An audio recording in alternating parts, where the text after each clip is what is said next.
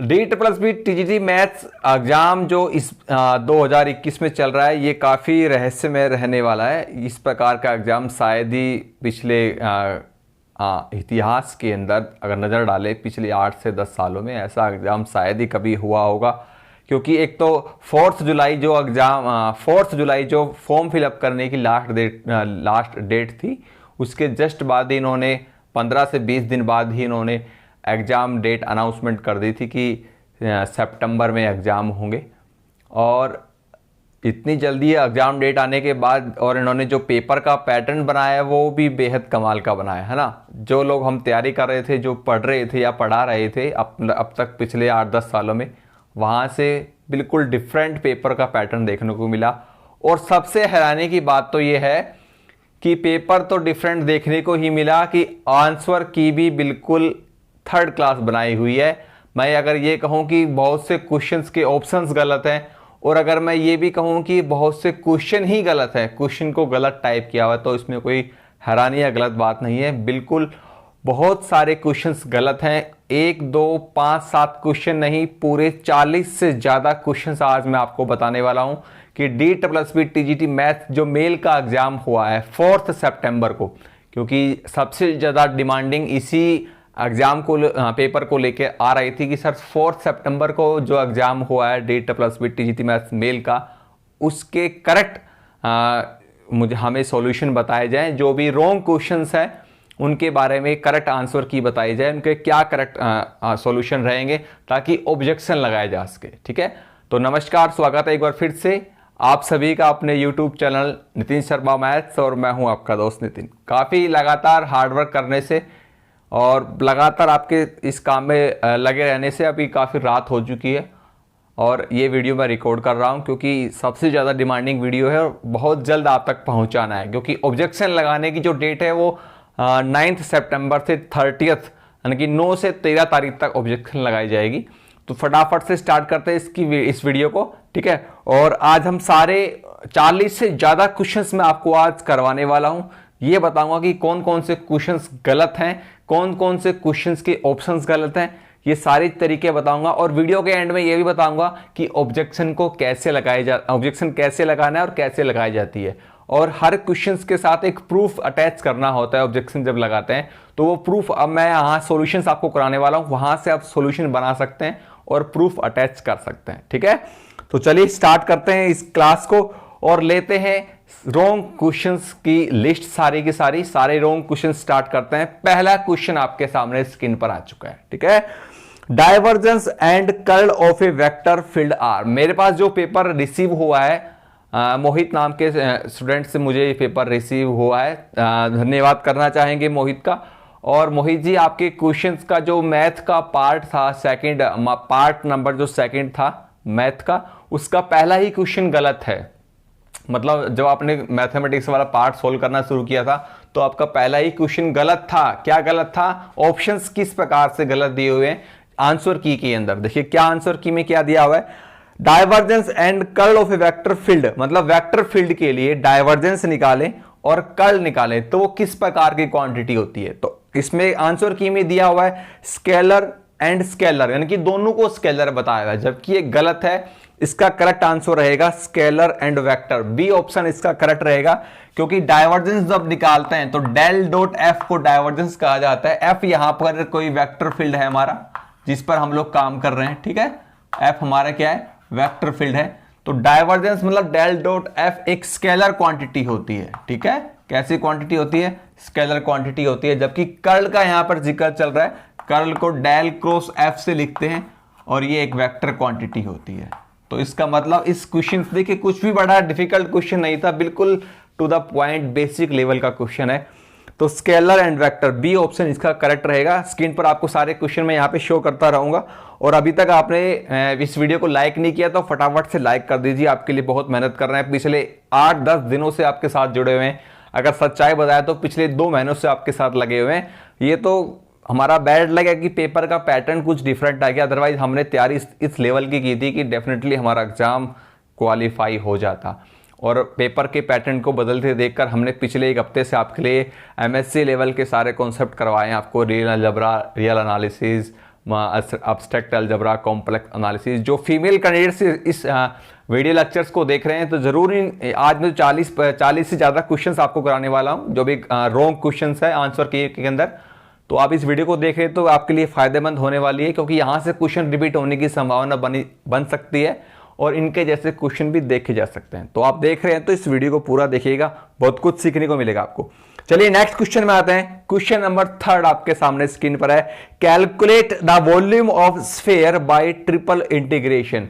अब देखिए volume of sphere को आप चाहे किसी भी मेथड से कैलकुलेट कीजिए। अब यहां पर थोड़ा परेशान करने के लिए घुमा की चीज पूछी गई है, बाय ट्रिपल इंटीग्रेशन। अब ये कह रहा है कि भी ट्रिपल इंटीग्रेशन से सरफेस स्फीयर का वॉल्यूम निकालेंगे तो क्या निकलेगा। अरे भाई किसी भी मेथड से निकालो आप, वॉल्यूम ऑफ स्फीयर तो वही रहने वाला है ना। बस थोड़ा सा परेशान करने के लिए पूछा है कि ट्रिपल इंटीग्रेशन क्या करना पड़े। कुछ भी नहीं करना, 10th क्लास का जो फॉर्मूला है 8वीं 10वीं क्लास का 4/3 पाई आर क्यूब, वही यहां पर इस्तेमाल करना है। ऑप्शन इसमें दिया हुआ है, एक गलत दिया हुआ है, तो इसका करेक्ट आंसर क्या रहेगा। 3rd क्वेश्चन का करेक्ट आंसर रहेगा बी, 4/3 पाई आर क्यूब कहते हैं हम, लेकिन यहां पर आर की जगह पे ए इस्तेमाल हो रहा है, ए यहां पर रेडियस इस्तेमाल हो रही है, तो 4/3 पाई ए क्यूब हो जाएगा। तो option B is the right answer. अच्छा, इस पेपर में एक खास बात बताता हूं, जिस भी बंदे ने ये टाइप किया है पेपर, या जिस ऑपरेटर के द्वारा, जिस टेक्निकल मशीन के द्वारा ये पेपर टाइप किया हुआ है, उन्होंने क्या किया हुआ है, यहां पर ये लोग डिवाइड को ना हर बार ये वाला सिंबल इस्तेमाल कर रहे हैं।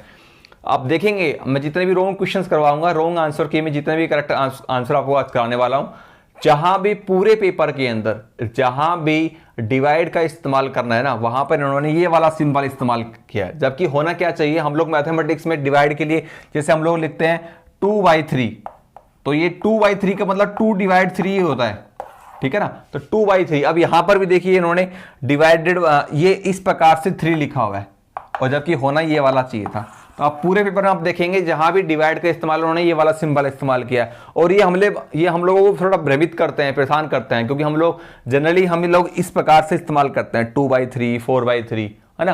तो ये छोटी क्लासों में चलते हैं इस प्रकार के सिंबल, तो यहां पर इन्होंने इंक्लूड कर दिए, जो कि थोड़ा मिसकम्युनिकेशन हो जाता है। हम लोग जब समझते हैं, क्वेश्चंस को रीड करते हैं, तो कुछ अलग चीजें दिखाई पड़ती है, जबकि ऐसा नहीं है।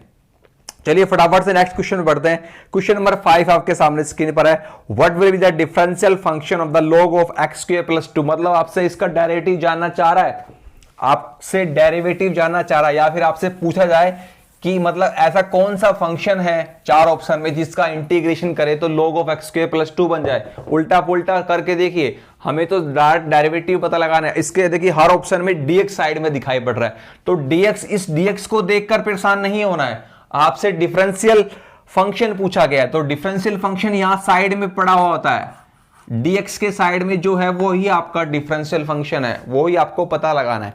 कैसे पता लगाएंगे, आपके पास क्या दिया हुआ है, log of x² + 2।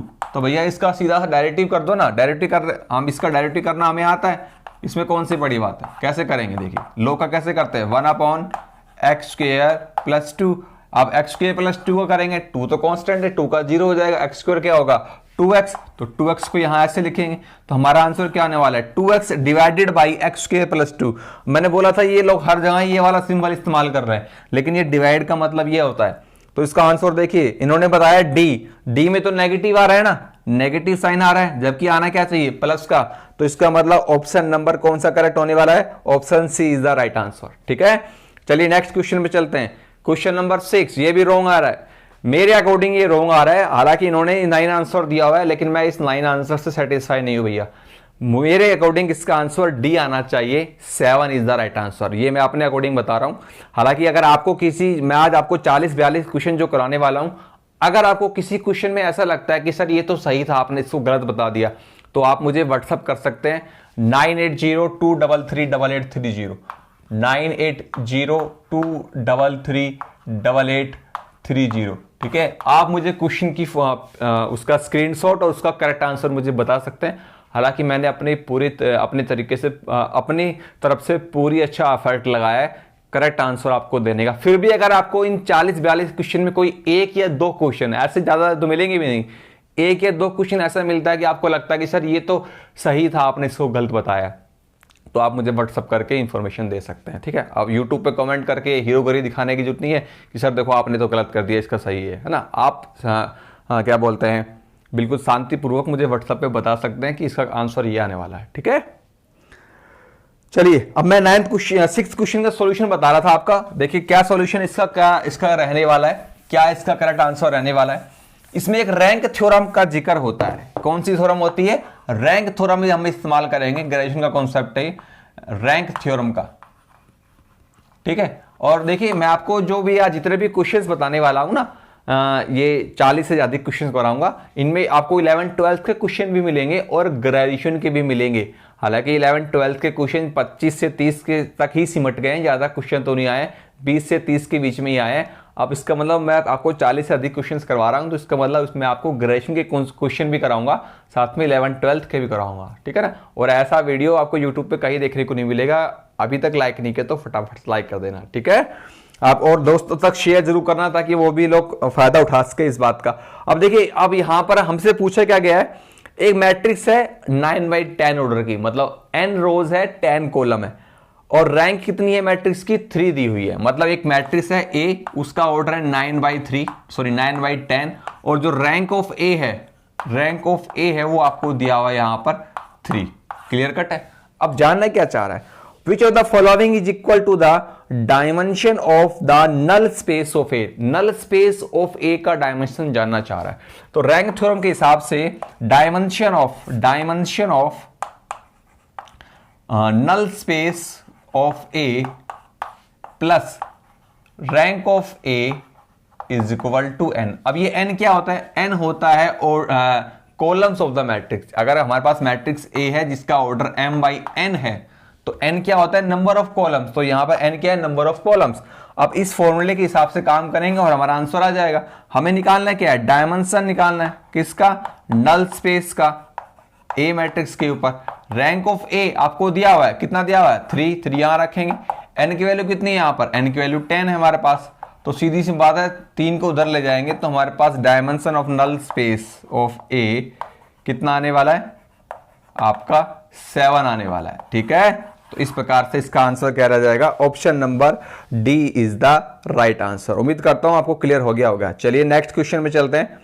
Question number 8 आपके सामने स्क्रीन पर है। सारे फटाफट से रॉन्ग क्वेश्चन ही कराऊंगा, ज्यादा बातों में समय नहीं लगाएंगे, सीधा क्वेश्चन पर अटैक करेंगे, ठीक है।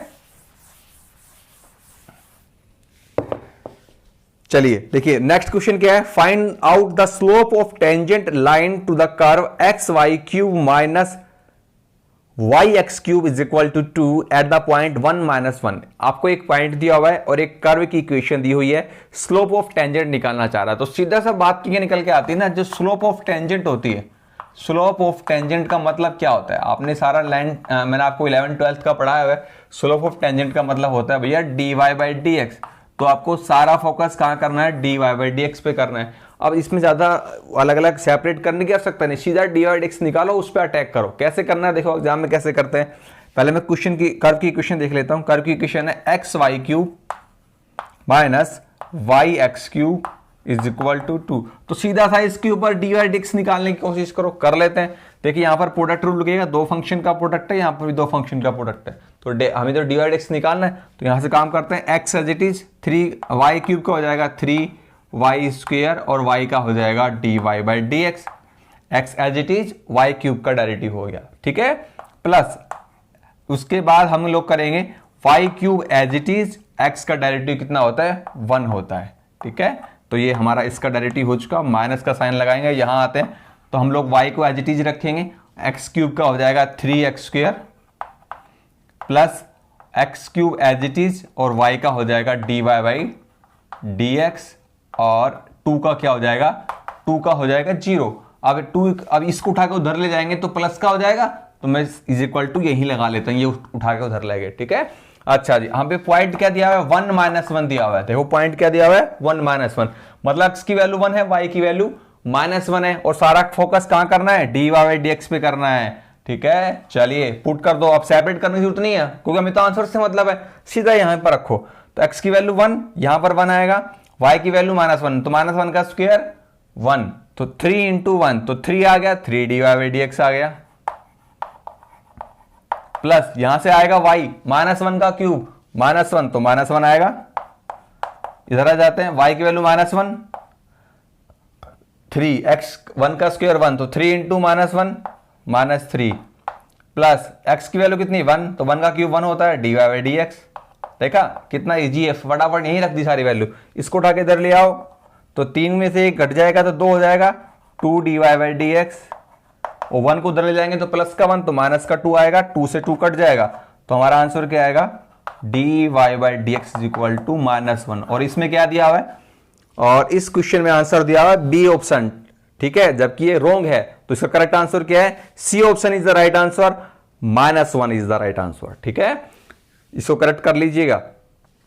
चलिए अब आपको नेक्स्ट क्वेश्चन में जाता हूं, क्वेश्चन नंबर 9 के अंदर। अच्छा, अब ये ऑब्जेक्शन लगाने का तरीका मैं आपको वीडियो के एंड में बताऊंगा, पहले आप सारे क्वेश्चन को देख लीजिए, एक बार मिला लीजिए कि आपके अकॉर्डिंग क्या है और मैं क्या बता रहा हूं। और ऑब्जेक्शन लगाने के लिए ना एक प्रूफ के लिए फाइल अटैच करनी पड़ती है। हर क्वेश्चन के अंदर एक क्वेश्चन आईडी होती है, उस क्वेश्चन आईडी के अंदर आपके पास ऑप्शन आएगा कि भी किस प्रकार से होंगे, कौन सा ऑप्शन, 4 ऑप्शन गलत है, 2 ऑप्शन गलत है, 1 ऑप्शन गलत है, या 4 कोई भी ऑप्शन सही नहीं है, ऐसे कोई वहां पर ऑप्शन आएंगे सेलेक्ट करने को। साथ में कुछ फाइल अटैच करनी पड़ती है प्रूफ के लिए, भाई अगर आप बता रहे हो कि ये गलत है और ये सही है, इसका तो सही क्या है प्रूफ दो, तो उसके लिए एक फाइल अटैच करनी पड़ेगी। जो भी मैं सोल्यूशन करवा रहा हूं आप अपने हैंड रिटन में सोल्यूशन भी अटैच कर सकते हैं, या किसी बुक का रेफरेंस देकर वहां पर अटैच कर सकते हैं, किसी बुक का स्क्रीनशॉट वहां पर अटैच कर सकते हैं। लेकिन किताबों में ढूंढने से आपको इसके सॉल्यूशन शायद ही किसी क्वेश्चन का सॉल्यूशन मिलेगा जो आप किताबों में आपको मिल जाए, क्योंकि पेपर ही कुछ इस प्रकार से आया है। क्वेश्चन के सॉल्यूशन किताबों में आपको नहीं मिलेंगे, ये खुद से आपको बनाने पड़ेंगे। ठीक है, मैं सारे आपको हर एक क्वेश्चन का सॉल्यूशन एक्सप्लेन कर रहा हूं, तो आप अपनी हैंड रिटन में भी सुंदर सुंदर एक्सप्लेन करके उसका स्क्रीनशॉट वहां पर लगा सकते हैं, बता रहा हूं आपको। ठीक है, चलिए अब नेक्स्ट क्वेश्चन देखिए, 9 आपकी स्क्रीन पर दिख रहा है। ये क्वेश्चन तो शॉर्टकट ट्रिक से मैंने आपको इस DSSB एग्जाम के होने से पहले एक टॉप 50 कॉन्सेप्ट का लेक्चर करवाया था, ये वहीं से उठाया हुआ है। शॉर्टकट ट्रिक से करेंगे, इसका आंसर तो 1/3 है। देखिए, देखते ही आंसर समझ में आ गया। जिस भी कैंडिडेट्स ने हमारे शॉर्टकट ट्रिक्स के वीडियोस देखे हैं वो इसका आंसर फटाफट से बता देगा। देखिए क्या पूछा गया है, एरिया पूछा गया है, तो required area RA, required area का फॉर्मूला मैंने बताया था 4A × 4B/3 होता है। अब 4A कहां से लाएंगे, देखिए यहां से लाएंगे, y² = 4AX, ये वाली कर्व होती है तो यहां से 4A आता है, और x² = 4BY, यहां से 4B आता है। ठीक है, अब ये कर्व क्या है हमारे पास, कर्व है हमारे पास y² = x, ठीक है, और ये एक है x² = y। तो यहां से 4A की वैल्यू कितनी है 1, यहां से 4B की वैल्यू कितनी है 1, कंपेयर कर लिया ना इन दोनों से कंपेयर कर लिया, तो 1 × 1/3, तो 1/3 इज द राइट आंसर। ठीक है, तो यहां पर छुपा हुआ 4A वो 1 है यहां पर, तो 4A की वैल्यू 1, यहां से 4B की वैल्यू 1, तो इसका आंसर आएगा D option is the right answer. और इसमें दिया हुआ था सी ऑप्शन, गलत है ये। ठीक है, तो ऐसे आपको करेक्ट करने हैं। चलिए आपको नेक्स्ट क्वेश्चन चलता हूं, क्वेश्चन नंबर 11।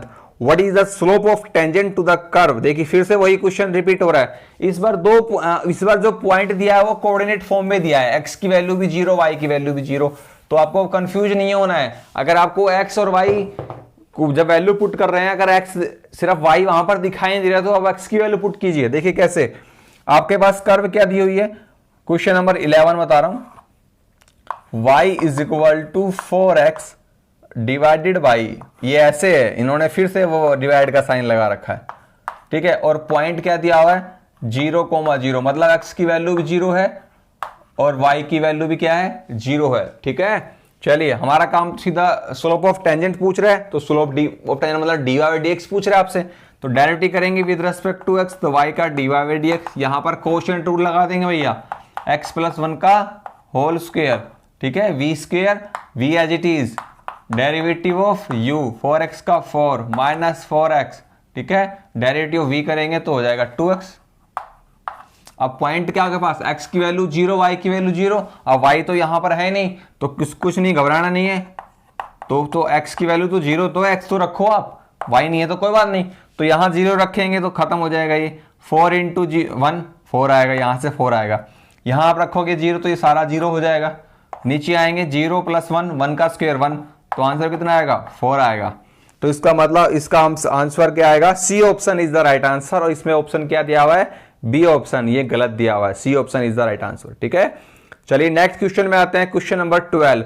सिंपल सा क्वेश्चन आया है मैट्रिक्स का इनवर्स निकालने का। बहुत से कैंडिडेट ने ये क्वेश्चन किया ही नहीं होगा। क्यों नहीं किया, क्योंकि ये क्वेश्चन टाइम लेता है सोल्व करने में, और आंसर की आने के बाद भी बहुत से ने सोल्व करके नहीं देखा होगा, जो ऑप्शन है उसी को सही मान लिया। लेकिन मैंने ट्राई करके देखा और ये गलत निकला, ऑप्शन ए इसका रॉन्ग आंसर है, गलत है। अब ये करेक्ट आंसर क्या है और कैसे सोल्व करना है, मैं एक ट्रिक बताऊंगा आपको, जल्दी से आंसर आपको मिल जाने वाला है। ठीक है, कैसे मिलेगा, देखिए कैसे मिलने वाला है, वो भी सारा तरीका मैं आपको बताने वाला हूं। आप लोग किसी मैट्रिक्स का इनवर्स निकालते हैं तो आप लोग ये वाला तरीका लगाते हैं, adjoint of A divided by determinant of A, ये लगा के फिर इनवर्स निकालते हैं। फिर एग्जाम में सोल्व करते हैं तो समय तो भैया लगेगा ही। मैं आपको इस तरीके से नहीं बताऊंगा, एक शॉर्टकट तरीका बताऊंगा कैसे करना है। देखिए सबसे पहले हमारे पास ए मैट्रिक्स जो दी है वो लिख लेता हूं। ए मैट्रिक्स मेरे पास क्या दी हुई है, 4, पहली रो लिख रहा हूं 4 2 3 2 2 2, और थर्ड रो है मेरे पास 1 0 1। क्लियर है। अच्छा जी, अब देखिए एक इनवर्स निकालने से पहले एक तरीका बताता हूं। इनवर्स की डेफिनेशन क्या है पहले समझो। कोई मैट्रिक्स ए है उसका इनवर्स निकालना है, तो एक मैट्रिक्स बी ए का इनवर्स कहलाएगी। कब कहलाएगी, जब उन दोनों का प्रोडक्ट किया जाता है, आइडेंटिटी मैट्रिक्स आ जाता है। तो कहने का मतलब शॉर्टकट में अगर आपको मैं कहूं कि ए और ए इनवर्स का प्रोडक्ट क्या आता है, आइडेंटिटी मैट्रिक्स आती है। अब इन चारों ऑप्शन में से ऐसा कौन सा ऑप्शन है जो इस मैट्रिक्स से मल्टीप्लाई होने पर आइडेंटिटी मैट्रिक्स बना रहा है, जो बनाएगा वही आंसर है। अब ऑप्शन ए इसमें आंसर दिया हुआ है, ऑप्शन ए गलत है। क्यों, ऑप्शन ए में जो मैट्रिक्स है उसको इस ए से मल्टीप्लाई करेंगे तो आइडेंटिटी मैट्रिक्स बनेगी नहीं, चेक करके देख लो चाहे, गलत है ये। और ऑप्शन डी से बनेगी, बिल्कुल डी से बनेगी। अब एक बात देखिए, ऑप्शन ए और ऑप्शन डी में ज्यादा ध्यान से देखो, इसने सेकंड रो का सेकंड एलिमेंट ऐसे लिखा हुआ है 1/2।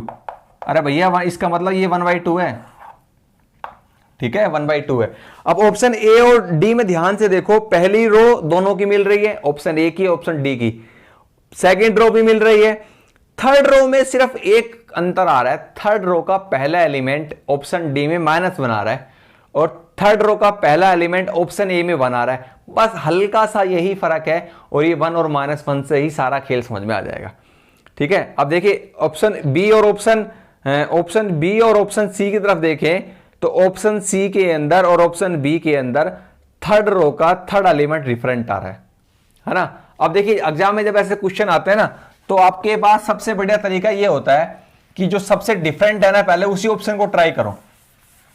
और यहां पर देखिए मैं ऑप्शन ए तो गलत है, मैं ऑप्शन डी को सही बता रहा हूं, और कैसे बता रहा हूं वो बताता हूं आपको। ऑप्शन डी में मैट्रिक्स क्या है, 1 -1 -1 0 1/2 -1 -1 1 2। अच्छा, ऑप्शन ए जो इस क्वेश्चन में ऑप्शन ए दिया हुआ है वो यहां पर 1 बता रहा है, और मैं कह रहा हूं वो गलत है, यहां पर -1 आएगा, ऑप्शन डी आएगा। कैसे आएगा, अगर इन दोनों का मल्टीप्लाई कर दो, भाई ये मैट्रिक्स ए गिवन है और ये इसका इनवर्स है, तो दोनों का मल्टीप्लाई कितना आना चाहिए, आइडेंटिटी मैट्रिक्स आने चाहिए। चेक कर लो ना, लो भाई करो। तो 4 × 1 4, 2 0 0 हो जाएगा और माइनस का 3। ठीक है, 1 आया, आइडेंटिटी 1 आता है पहला एलिमेंट। अब देखो सेकंड का, फर्स्ट रो को सेकंड से करते हैं, -4 2 × 1/2 1 और 3 एकम 3, तो 0 बन जाएगा, 0 ही चाहिए। इधर आओ, 4 -4, ये बन जाएगा -2 और ये बन जाएगा +6 और 0 बनेगा, 0 ही चाहिए। इधर आ जाओ, सेकंड रो में आओ, सेकंड रो को फर्स्ट कॉलम से करेंगे, तो 2, ये 0 और ये -2, 0 बन गया। इससे करो -2, इससे करेंगे 1 और इससे करेंगे तो कितने आएंगे 2।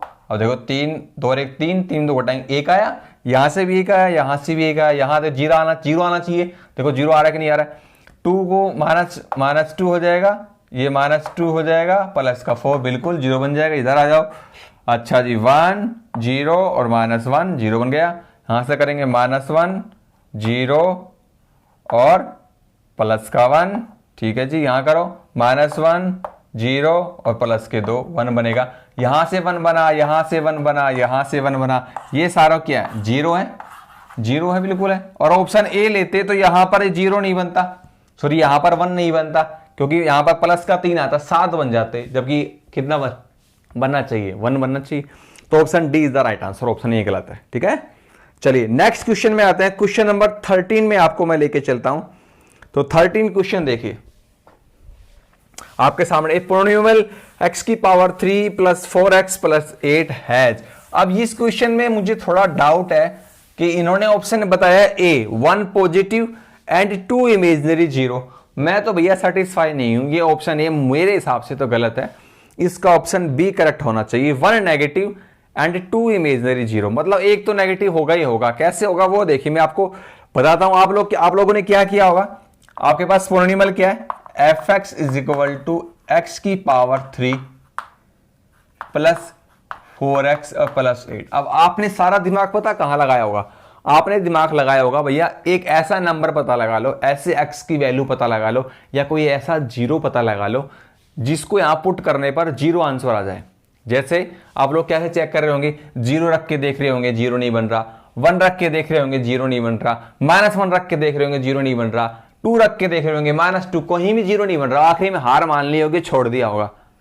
अब मैं आपको ट्रिक बताता हूं, जब भी ऐसे क्वेश्चन आपको एग्जाम में देखने को मिले, आपको समझ में नहीं आया क्या 0 बनेगा, है ना, आप लोग यहां से एक 0 पता लगा लेते, उससे एक लीनियर पोलिनोमियल बनती, फिर उस लीनियर पोलिनोमियल को इसको उस लीनियर पोलिनोमियल से डिवाइड करते, फिर एक क्वाड्रेटिक पोलिनोमियल बनती, उससे 2 0 बनते। ये तरीका लगाते नहीं लगाना, आप पता लगाओ कि ये जो कर्व दी हुई है, ये जो फंक्शन दिया, इसकी शक्ल कैसी है, इसका ग्राफ कैसा है, ये पता लगा लो ना।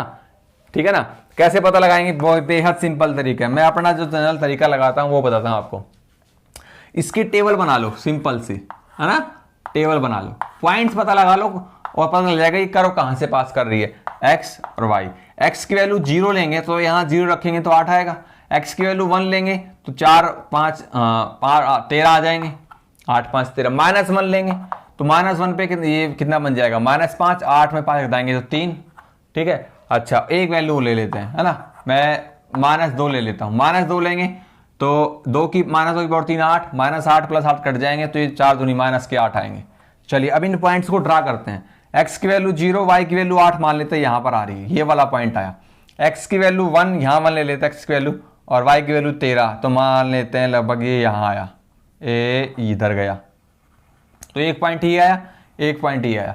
x की वैल्यू -1 यहां ले लेते हैं, मान लेते हैं, तो y की वैल्यू कितनी आ रही है 3 मान लेते हैं, लगभग यहां आ रहा है। ठीक है, तो ये वाला पॉइंट आया, 1 पॉइंट 2 पॉइंट 3 पॉइंट आया। x की वैल्यू -2 लेंगे, -2 मान लेते हैं यहां पर है, और y की वैल्यू -8 नीचे की तरफ मिलेगी तो मान लेते वो यहाँ है, तो ये वाला पॉइंट आएगा। अब इन पॉइंट्स को अगर मिलाने की कोशिश करते हैं, देखिए ये कुछ इस प्रकार से क्योंकि जैसे जैसे x की वैल्यू बढ़ती जाएगी, ये 0 है, x जैसे जैसे इधर की तरफ बढ़ेंगे x की वैल्यू बढ़ेगी, हमेशा आंसर प्लस का आएगा, ध्यान रखना। अगर इस साइड चलेंगे पॉजिटिव नंबर लेंगे तो आंसर हमेशा प्लस का आएगा, और प्लस का आएगा तो मतलब वैल्यू बढ़ती जाएगी ऊपर की तरफ, तो ये कर्व नीचे नहीं आएगी, कभी भी ऊपर जाने वाली है भैया, क्लियर बात है। और ये कुछ ऐसे बनने वाली है इस प्रकार से। अब एक बात बताइए, 10th क्लास में हम लोग बच्चों को पढ़ाते हैं, सेकंड चैप्टर है पोलिनोमियल का, तो पोलिनोमियल की सेकंड चैप्टर है, 2.1 एक्सरसाइज में हम बच्चों को सिखाते हैं कि जो कर्व, किसी भी पोलिनोमियल की कर्व या ग्राफ एक्स एक्सिस को जहां पर काटता है वहां पर रियल सॉल्यूशन निकलते हैं, उतने ही सॉल्यूशन निकलते हैं जितनी बार काट रहा है। तो ये जो कर्व है वो एक्स एक्सिस को, ये एक्स एक्सिस आपकी एक्स एक्सिस को एक पॉइंट पर काट रही है, और ये इधर प्लस के पॉइंट आते हैं, इधर माइनस के पॉइंट, मतलब नेगेटिव पॉइंट आता है, तो इधर एक नेगेटिव पॉइंट आएगा।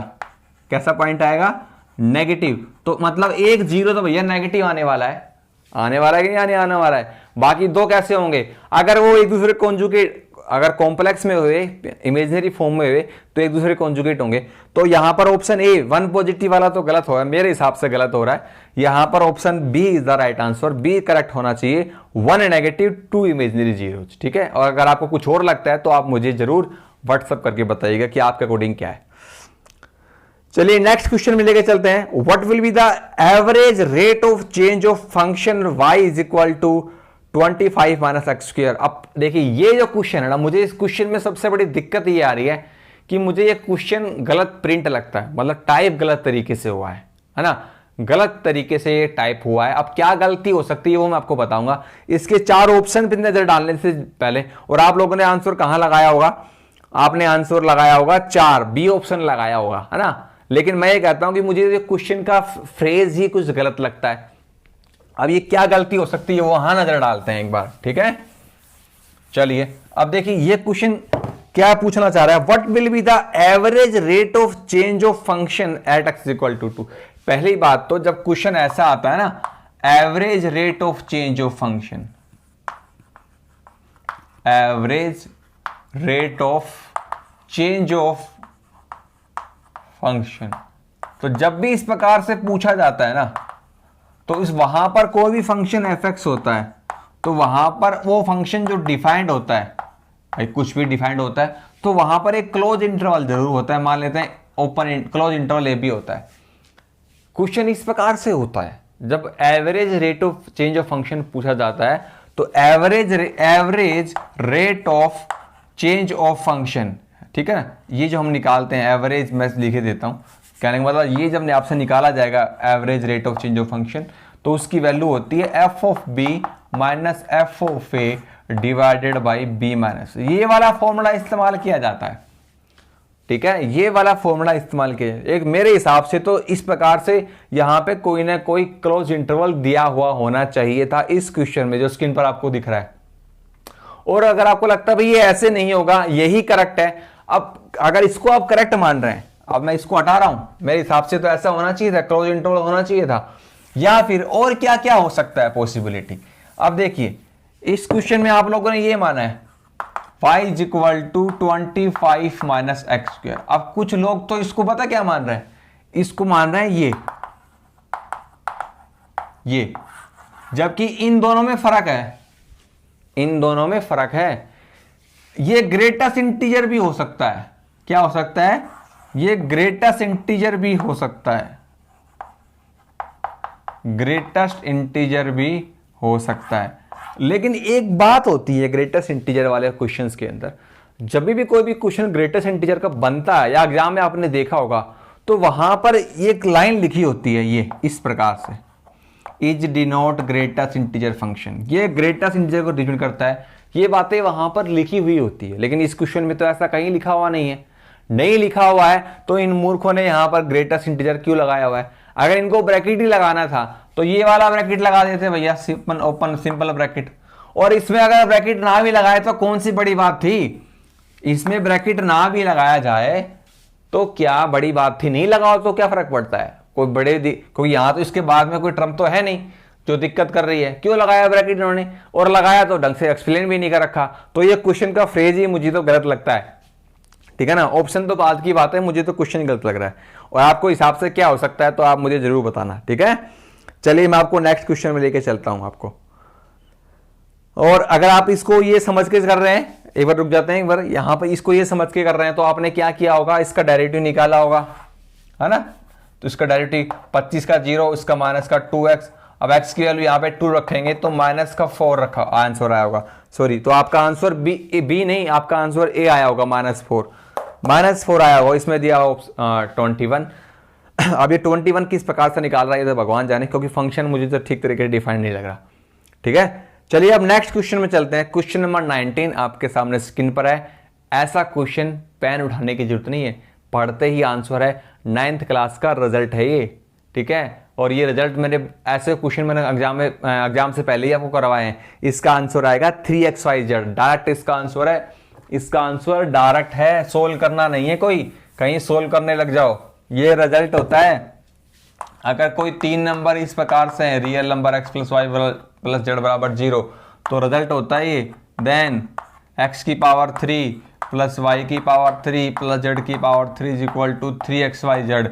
अगर आपको इसका रेफरेंस चाहिए प्रूफ के लिए तो 9th क्लास की एनसीईआरटी की बुक उठा लेना, वहां पर ये प्रूफ आपको मिल जाएगा, ठीक है।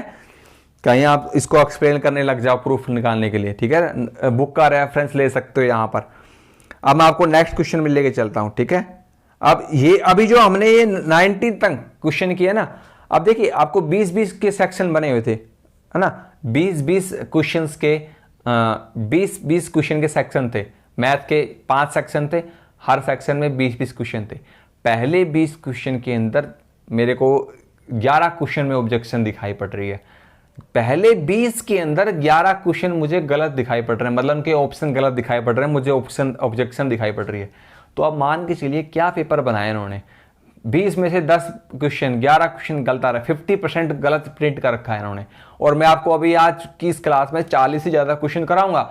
ये तो मैंने पहली नज़र के अंदर, वो कहते हैं ना पहली नज़र, है ना, तो मैंने पहली नज़र के अंदर जो पेपर को देखा है, तो पहली नज़र थ्रो आउट करने से मुझे 40 से ज़्यादा क्वेश्चन दिखाई पड़ रहे हैं। अगर मैं इस पेपर को 2-4 दिन और उसके साथ वक्त गुजारूँ, 2-4 दिन और इस पेपर को ठीक से पढूं, तो इसमें और गलतियाँ भी मिल जाएंगी। 90 क्वेश्चन आए ना मैथ के, इस पेपर में 90 क्वेश्चंस के अंदर आपको 50 से ज़्यादा क्वेश्चन गलत मिलेंगे। क्या सोच का पेपर टाइप किया है, किसने पेपर टाइप किया भाई, इतनी गलतियाँ होती है क्या? 40 से ज़्यादा क्वेश्चन तो आज मैं आपको गिनाने वाला हूँ, और इस पेपर को और फिर से पढ़ेंगे ना दूसरी बार, दूसरी नज़र में, तीसरी नज़र में, तो और गलतियाँ मिलने की संभावना है। ठीक है, चलिए क्वेश्चन आप देखिए, नेक्स्ट क्वेश्चन में आते हैं। अब पहले 20 क्वेश्चन मैंने कर लिए, अगले 20 क्वेश्चन में सेकंड क्वेश्चन गलत है। If n is a positive integer then, अब इनमें सम पूछा जा रहा है, ओड नंबर्स का सम, 1 + 3 ओड नेचुरल नंबर्स का सम पूछा जा रहा है, और ये तो याद भी होते हैं, इवन नेचुरल्स और नेचुरल्स का सम तो हमें याद भी होते हैं। अब देखिए यहां पर है ना 1 + 3 + 5 डॉट डॉट डॉट डॉट चल रहा है, और +2n - 1 ऐसे लिखा हुआ है, और इनको ऐसा भी बताना चाहिए था, सम ऑफ n टर्म्स, है ना, यहाँ पे सम ऑफ n टर्म्स भी जिक्र करना चाहिए था, क्योंकि यहाँ पे वैसे तो अंडरस्टूड सी बात है, हम इसका सम निकालेंगे तो फॉर्मूला क्या होता है, n/2 2a + n - 1 × d, यही होता है। अच्छा जी, n तो n ही रहेगा, नंबर ऑफ टर्म्स, तो a की वैल्यू कितनी है 1, तो 2 × 1 2, n - 1, d की वैल्यू कितनी है, कॉमन डिफरेंस 2 आएगा यहाँ, तो सोल्व करेंगे भैया, तो n/2, तो ये हो जाएगा 2 + 2n - 2, 2 से 2 कट जाएगा, ये 2 इस 2 को काट देगा, तो n × n क्या आएगा, n² आएगा।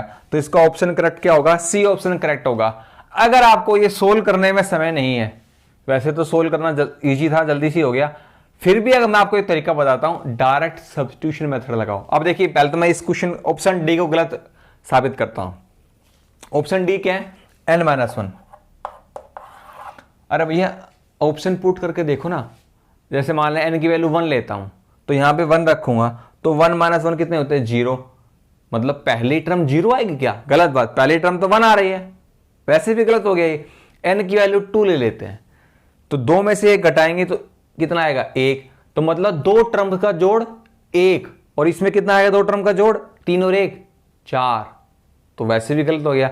और ऑप्शन ये वाला सही कैसे है, देखो ऑप्शन ए वाला सही कैसे है, पहली टर्म किया है 1, तो 1 का स्क्वायर 1, n की वैल्यू 2 लेंगे, मतलब पहली 2 टर्म का जोड़, s2 मतलब पहली 2 टर्म का जोड़, तो 1 और 3 कितने होते हैं 4, तो n की वैल्यू 2 है, 2 की पावर 2 4, सेटिस्फाई हो रहा है। पहली 3 टर्म लेते हैं, 1 + 3 + 5 कितने हो गए, 1 + 3 4 5 9, तो n की वैल्यू 3 रखेंगे, तो 3 का स्क्वायर 9, सेटिस्फाई कर रहा है कि नहीं कर रहा है, वैसे भी ये हमारा ऑप्शन से भी सेटिस्फाई कर रहा है, और ये तो गलत ही है, हर तरीके से गलत है।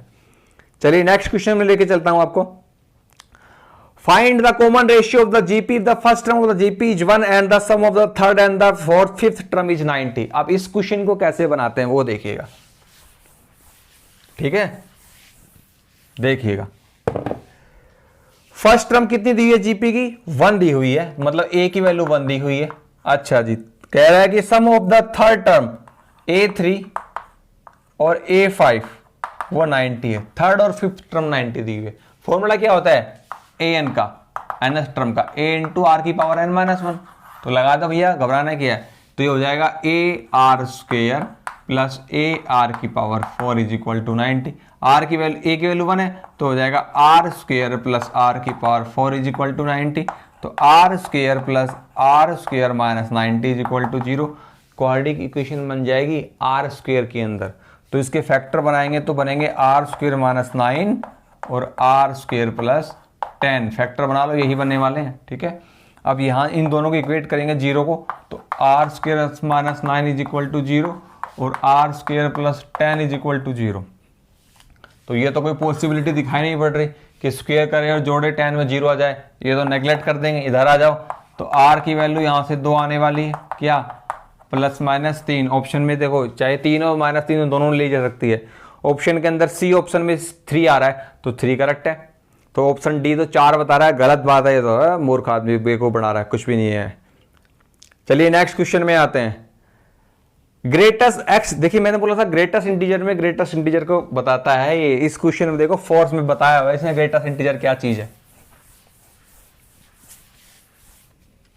देखो greatest integer in x, what is the limit x approach to -1, limit x approach to -1 किसका, x+1 का ग्रेटेस्ट इंटीजर।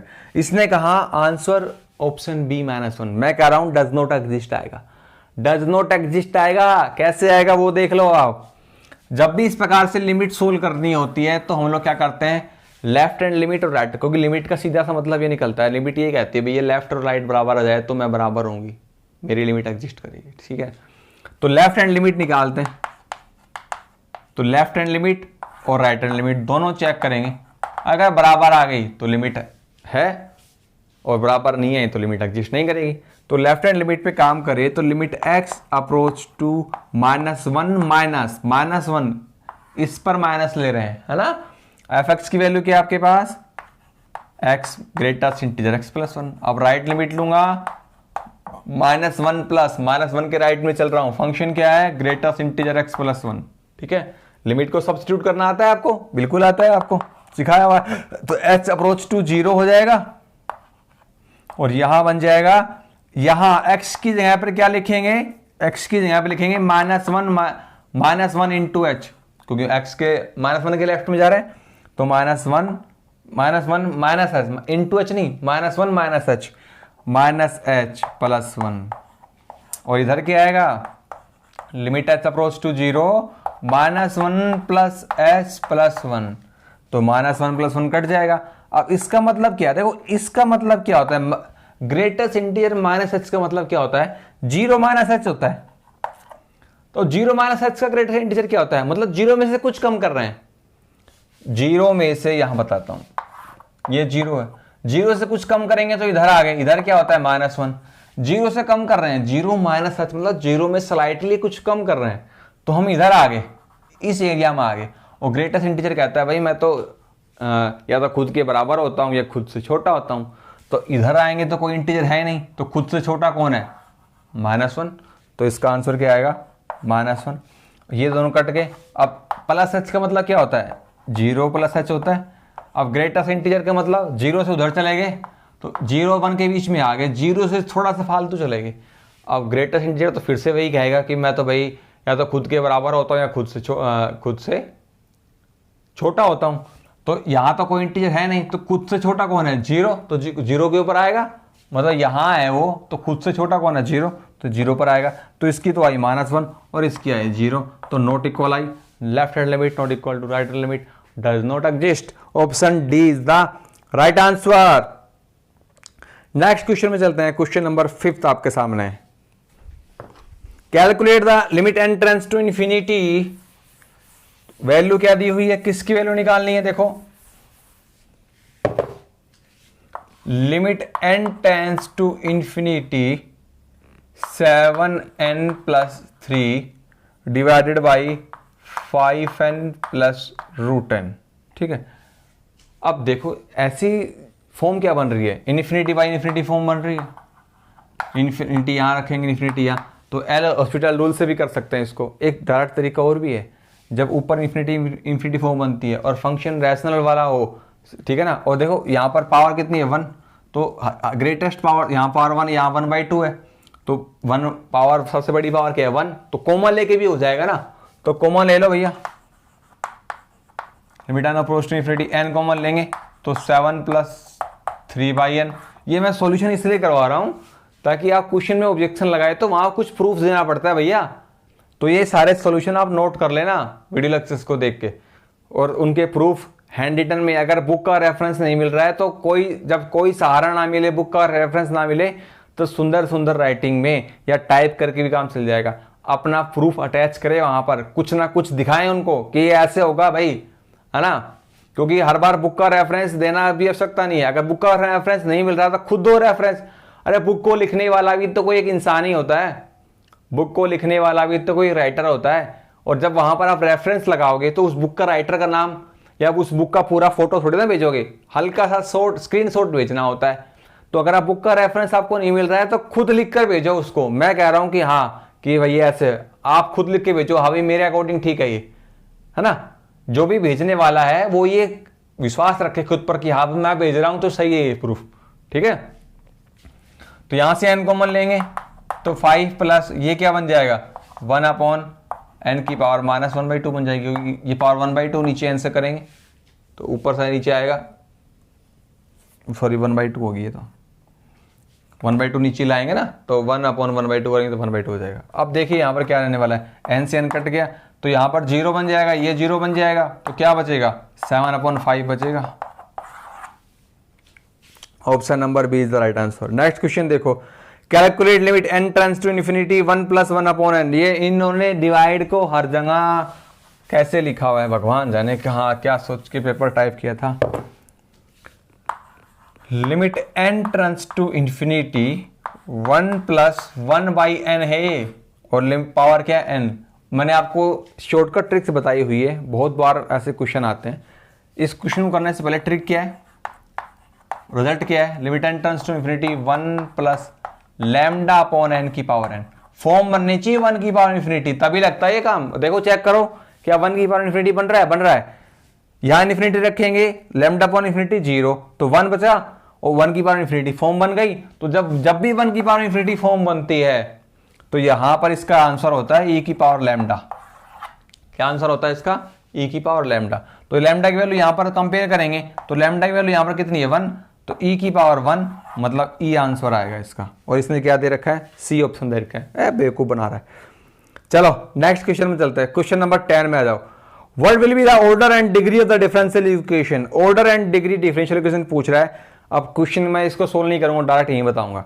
इसमें देखिए हाईएस्ट ऑर्डर कितना है, थर्ड ऑर्डर का, और इसने बताया 1 ऑर्डर का, गलत बात। तो हाईएस्ट ऑर्डर की पावर ही डिग्री होती है, तो इसका सीधा सा आंसर है ऑप्शन सी। ऑप्शन डी गलत है क्योंकि थर्ड ऑर्डर है और फर्स्ट डिग्री है, तो option C is the right answer, ठीक है। चलिए नेक्स्ट क्वेश्चन देखो, क्वेश्चन नंबर 12।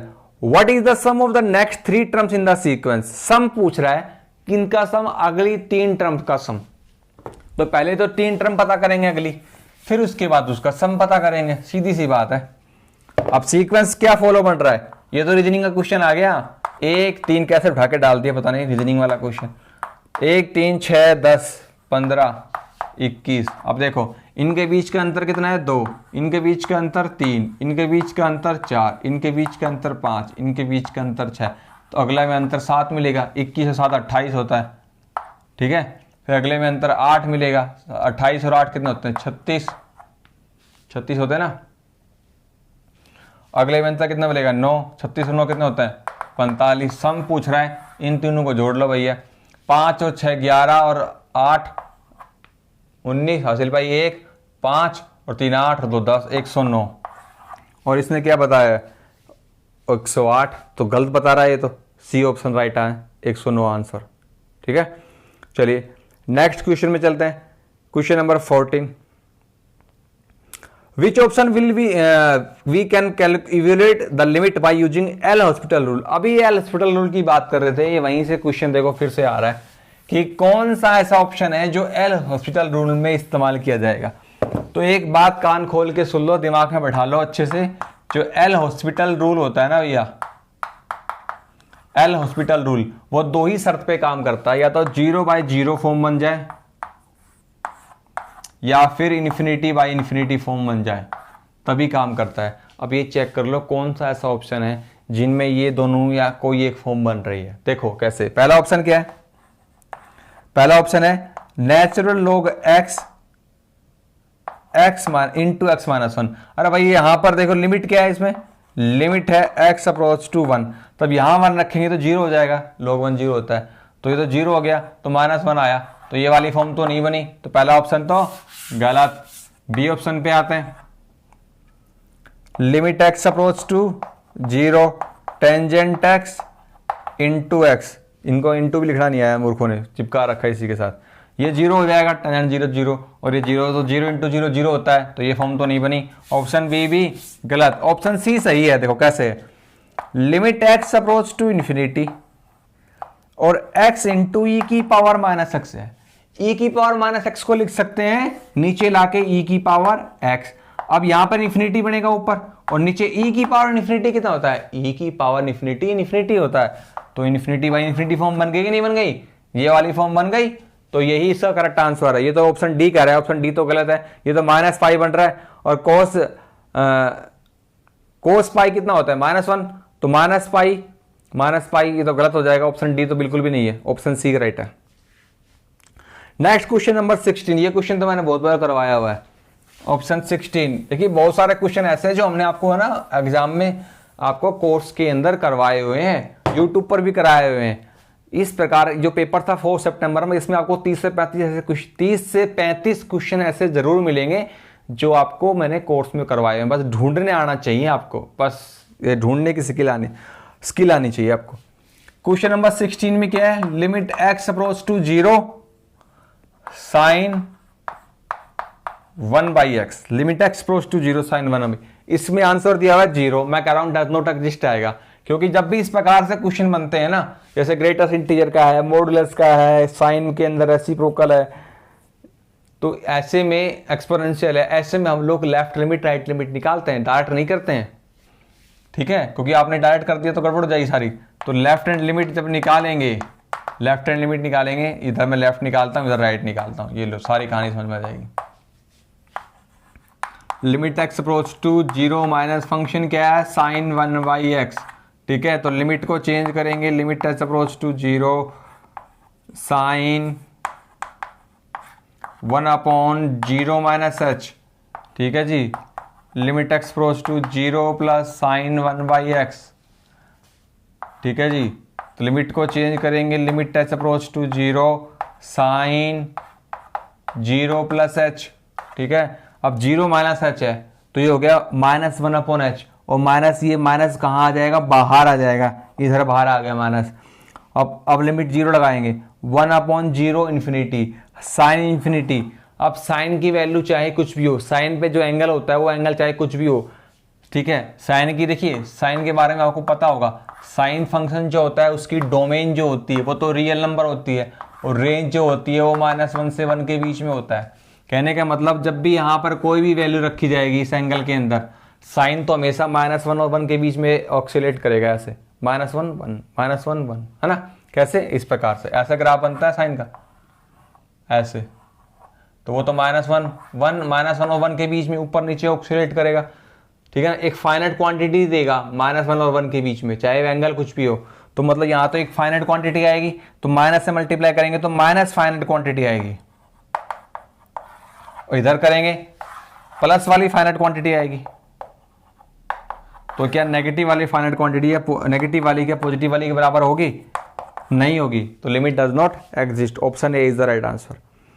अब देखिए नेक्स्ट क्वेश्चन देखो, एट व्हाट वैल्यू और values of x the function is discontinuous. ऐसी कौन सी वैल्यू है और वैल्यूज है जिस पर फंक्शन क्या है, डिसकंटिन्यूअस। इसने कहा 1 पर डिसकंटिन्यूअस है, अरे मैं कह रहा हूं गलत है भाई, 1 पर तो कंटिन्यूअस है, डिसकंटिन्यूअस तो ऑप्शन डी पर है, -1 पर, ठीक है। अब देखिए मैं कैसे आपको इसका आंसर देता हूं, समझिएगा इस बात को।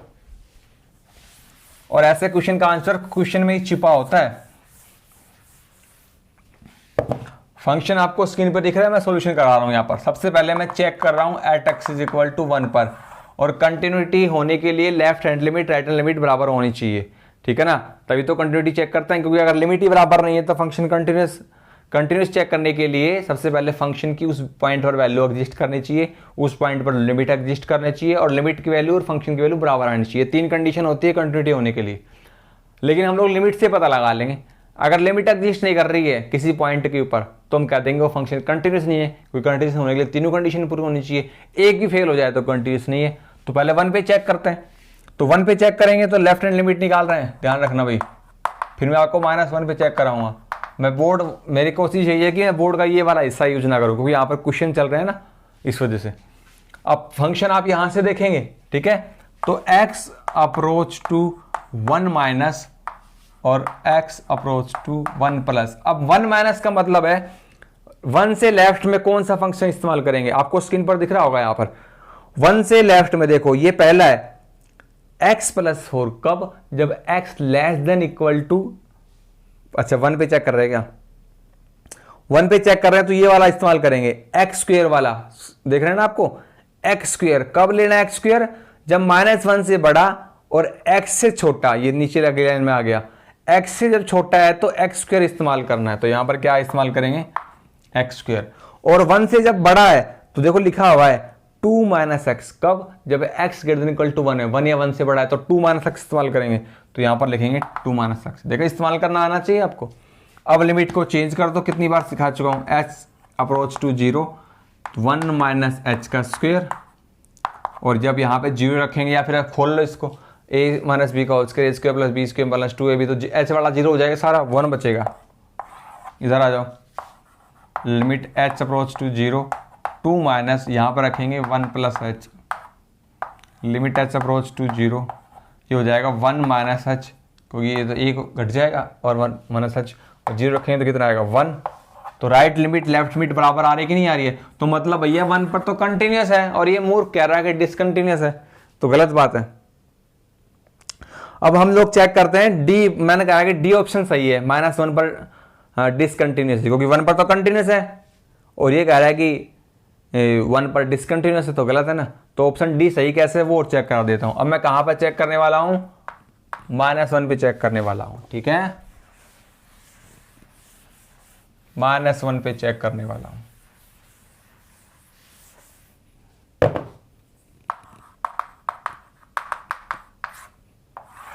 अब मैं निकाल रहा हूं पहले लेफ्ट हैंड लिमिट, -1 माइनस, यहां पर निकाल रहा हूं राइट हैंड लिमिट -1 प्लस, समझ गए होंगे आप, ठीक है। अच्छा जी, अब -1 के लेफ्ट में कौन सा फंक्शन है, देखो ये लिखा हुआ है ना x प्लस 4, कब, जब x less than equal to -1, -1 या -1 से छोटा है तो हम क्या लेंगे x प्लस 4, और -1 से प्लस बड़ा है तो देखो लिखा हुआ है x स्क्वेयर, कब, जब -1 लेस देन x है, तो -1 से जब बड़ा है तो हम क्या लेंगे x स्क्वेयर। तो यहां पर रखेंगे, लिमिट को चेंज करो भैया, h approach to 0 -1 minus h plus 4, ये बन जाएगा 3 माइनस एच और ये बन जाएगा 3। इधर आ जाओ, limit h approach to 0 -1 plus h का होल स्क्वायर, तो ये बन जाएगा limit h approach to 0 a square plus b square minus 2ab, तो ये तो 0 हो जाएगा, ये 0 हो जाएगा तो 1 आएगा। तो लेफ्ट और राइट लिमिट तो बराबर नहीं आई, तो -1 पर डिसकंटिन्यूस हो गया। क्लियर हो गया अब तो, option D is the right answer. चलिए नेक्स्ट क्वेश्चन में चलता हूं आपको।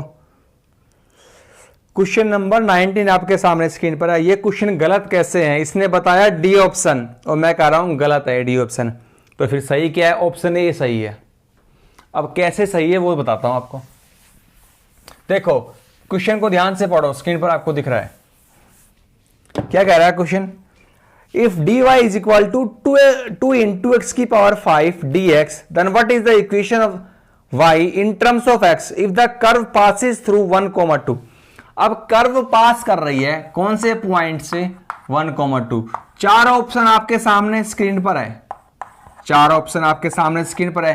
कोई जरूरत नहीं है सॉल्यूशन बनाने की, बस सीधा सा दिमाग इस्तेमाल करो। मैंने आपको बहुत बार बताया है कि सब्स्टिट्यूशन मेथड पता लगाना चाहिए। ऑप्शन से पुट करके देखो ना भैया, जिस भी ऑप्शन को ये वाला पॉइंट सेटिस्फाई करेगा वही करेक्ट आंसर होगा।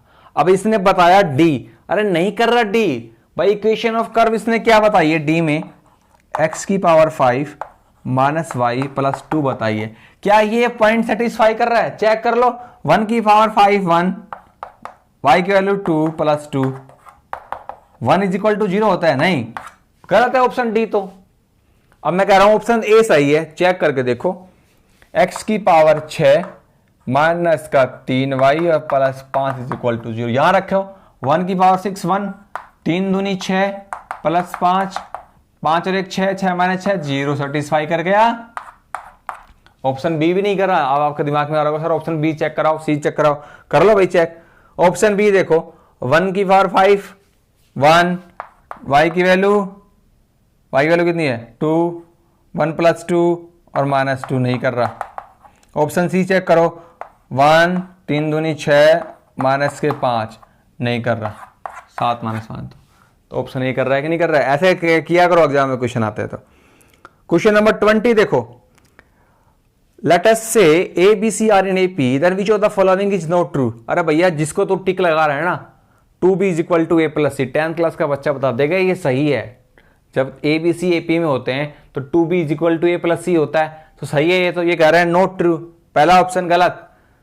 ऑप्शन बी और ऑप्शन ए एक ही बात है, ध्यान से देखो। ऑप्शन ए में तो 2b लिखा हुआ है, ऑप्शन बी में b प्लस बी लिखा हुआ है लेफ्ट साइड में, तो b प्लस बी 2b तो होता है। तो ऑप्शन ए ऑप्शन बी तो एक ही चीज है, तो ऑप्शन बी भी सही है।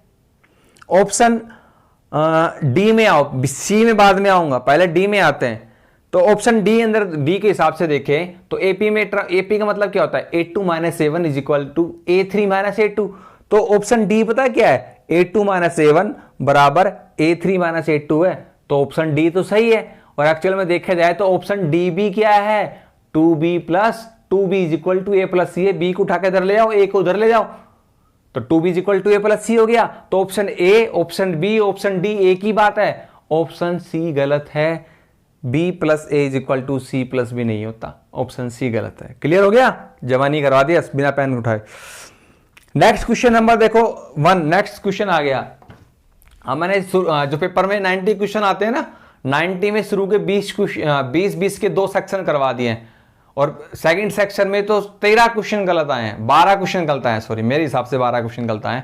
सेक्शन ए जो था उसमें 20 क्वेश्चन थे, उसमें मुझे 11 क्वेश्चन गलत लगे। अगला सेक्शन था 20 क्वेश्चन का, उसमें मुझे 12 क्वेश्चन गलत लगे। तो अब तक मैंने आपको 12 और 11 कितने होते हैं 23 क्वेश्चन मैंने आपको करवा दिया। आगे बढ़ता हूं। अब देखो ये वाला क्वेश्चन देखो, sine x plus cos x into e की पावर एक्स, और इसका इंटीग्रेशन पूछ रहा है ई की power x into sine x plus, आगे पीछे कैसे भी लिख लो कोई फर्क नहीं पड़ता। अरे भैया कितनी बार बताया, बहुत बार बताया है, ये रिजल्ट होता है direct F x plus F dash x d x. क्या होता है इसका इंटीग्रेशन, बच्चे को बता, ए की power x F x plus constant, ये होता है।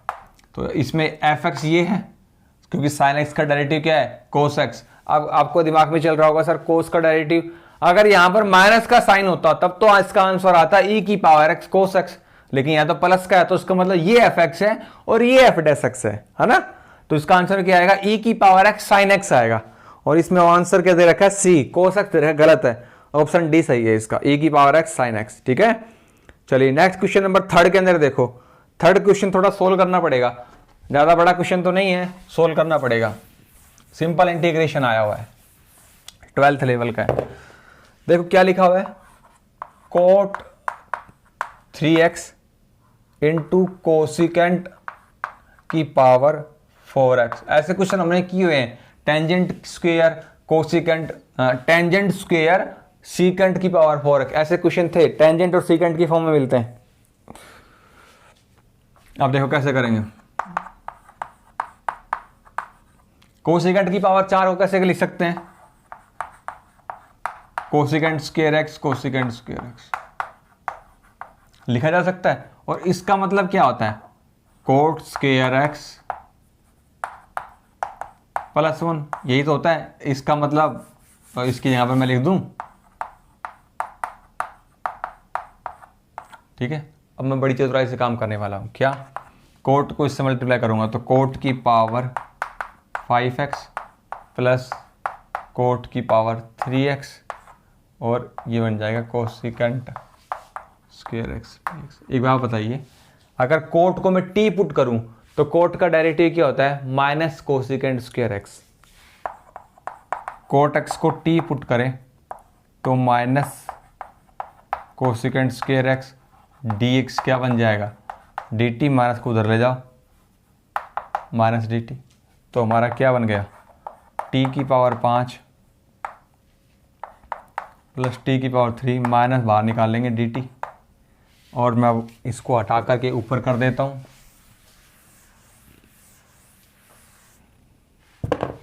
ये बन जाएगा आपका माइनस टी की पावर 6/6 माइनस टी की पावर 4/4 प्लस में सी। टी की वैल्यू वापस रखेंगे, क्या है कोट, तो माइनस को बाहर निकाल लो, चाहे कोट की पावर 6/6 कोट की पावर कोट एक्स की पावर 4/4 प्लस बाहर सी लिख दो, मिलाओ। ऑप्शन बी तो गलत है, कोसिकेंट की पावर 4 कह रहा है, ये कोट आएगा, तो ऑप्शन बी तो गलत। और ऑप्शन देखो डी मिल रहा है, माइनस बाहर, कोट की पावर 4/4, डिवाइड को ऐसे नहीं ऐसे लिख रखा, डिवाइड है ये, प्लस कोट की पावर 6/6, तो यही ऑप्शन है, option D is the right answer. इसने सी कांस्टेंट भी नहीं लगाया, कांस्टेंट ऑफ इंटीग्रेशन भी लगाना चाहिए इनको। नेक्स्ट क्वेश्चन देखो, vector field with vanishing curl is known as. अरे भैया ये तो आपको मैंने अपने कोर्स के अंदर सारा सिखाया हुआ है, आपके कोर्स में चैप्टर है 35 चैप्टर है आपका मिसलेनियस का, उसमें सिखाया हुआ है। देखिए दो प्रकार के कॉन्सेप्ट होते हैं। अगर डेल डॉट एफ वेनिसिस मतलब होता है जीरो होना, खत्म होना, समाप्त होना। अगर डेल डॉट एफ जीरो होता है तो उसमें उस केस में कहते हैं सोलिनोइडियल।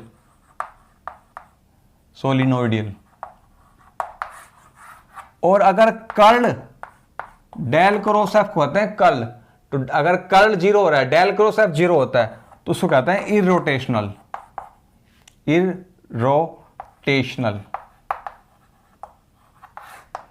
तो इसको क्या कहते हैं, इरोटेशनल कहते हैं। तो इसका मतलब ऑप्शन डी कह रहा है रोटेशनल, गलत बात है, रोटेशनल नहीं होता, इरोटेशनल होता है, ठीक है। और सोलिनोइडल होता है इस वाले केस में,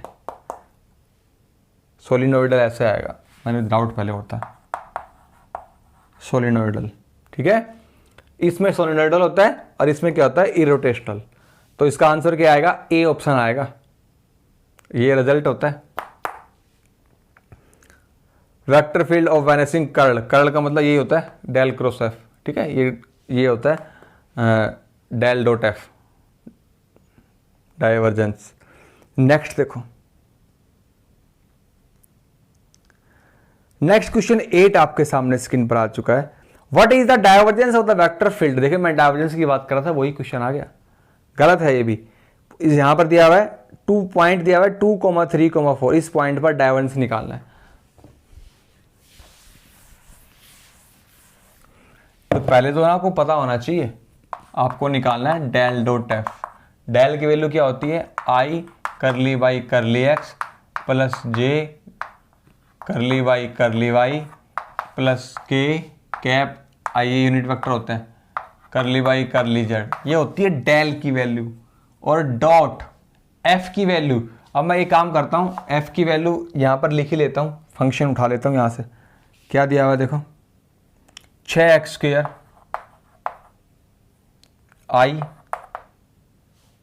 प्लस 3xy² जे प्लस XYZ³ के। अब एक बात ध्यान से सुन लेना भाई, डॉट प्रोडक्ट में क्या होता है, आई डॉट आई 1 होता है और आई डॉट जे 0 होता है, आई डॉट के 0 होता है, क्योंकि परपेंडिकुलर होता है, कोस 90 0 होता है। तो आई का डॉट प्रोडक्ट आई के साथ तो 1 आएगा और आई का जे और के साथ 0 आएगा। इसी प्रकार जे का के और आई के साथ 0 आएगा और आई का आई और जे के साथ 0 आएगा। समझ रहे हो ना इस बात को। तो इसको इससे करेंगे तो कितना हो जाएगा, 12x with respect to x कर दिया, इसको इससे कर दिया 6 दूनी 12x। अच्छा जी, जे को करेंगे, जे के साथ करेंगे तो विद रिस्पेक्ट टू y कर रहे हैं, देखो तो y करेंगे तो y का करली डेरिवेटिव में क्या होता है, y का ही किया जाएगा। अदर तो अगर with respect to y partial derivative कर रहे हैं तो y का ही डेरिवेटिव होगा, बाकी तो अदर कांस्टेंट के रूप में काम करेंगे। तो 3x तो कांस्टेंट रहेगा, y² का हो जाएगा 2y, तो 6xy हो गया। अब विद रिस्पेक्ट टू z करेंगे तो ये तो कांस्टेंट का काम करेंगे, इसका हो जाएगा 3z², तो बन जाएगा 3xyz²।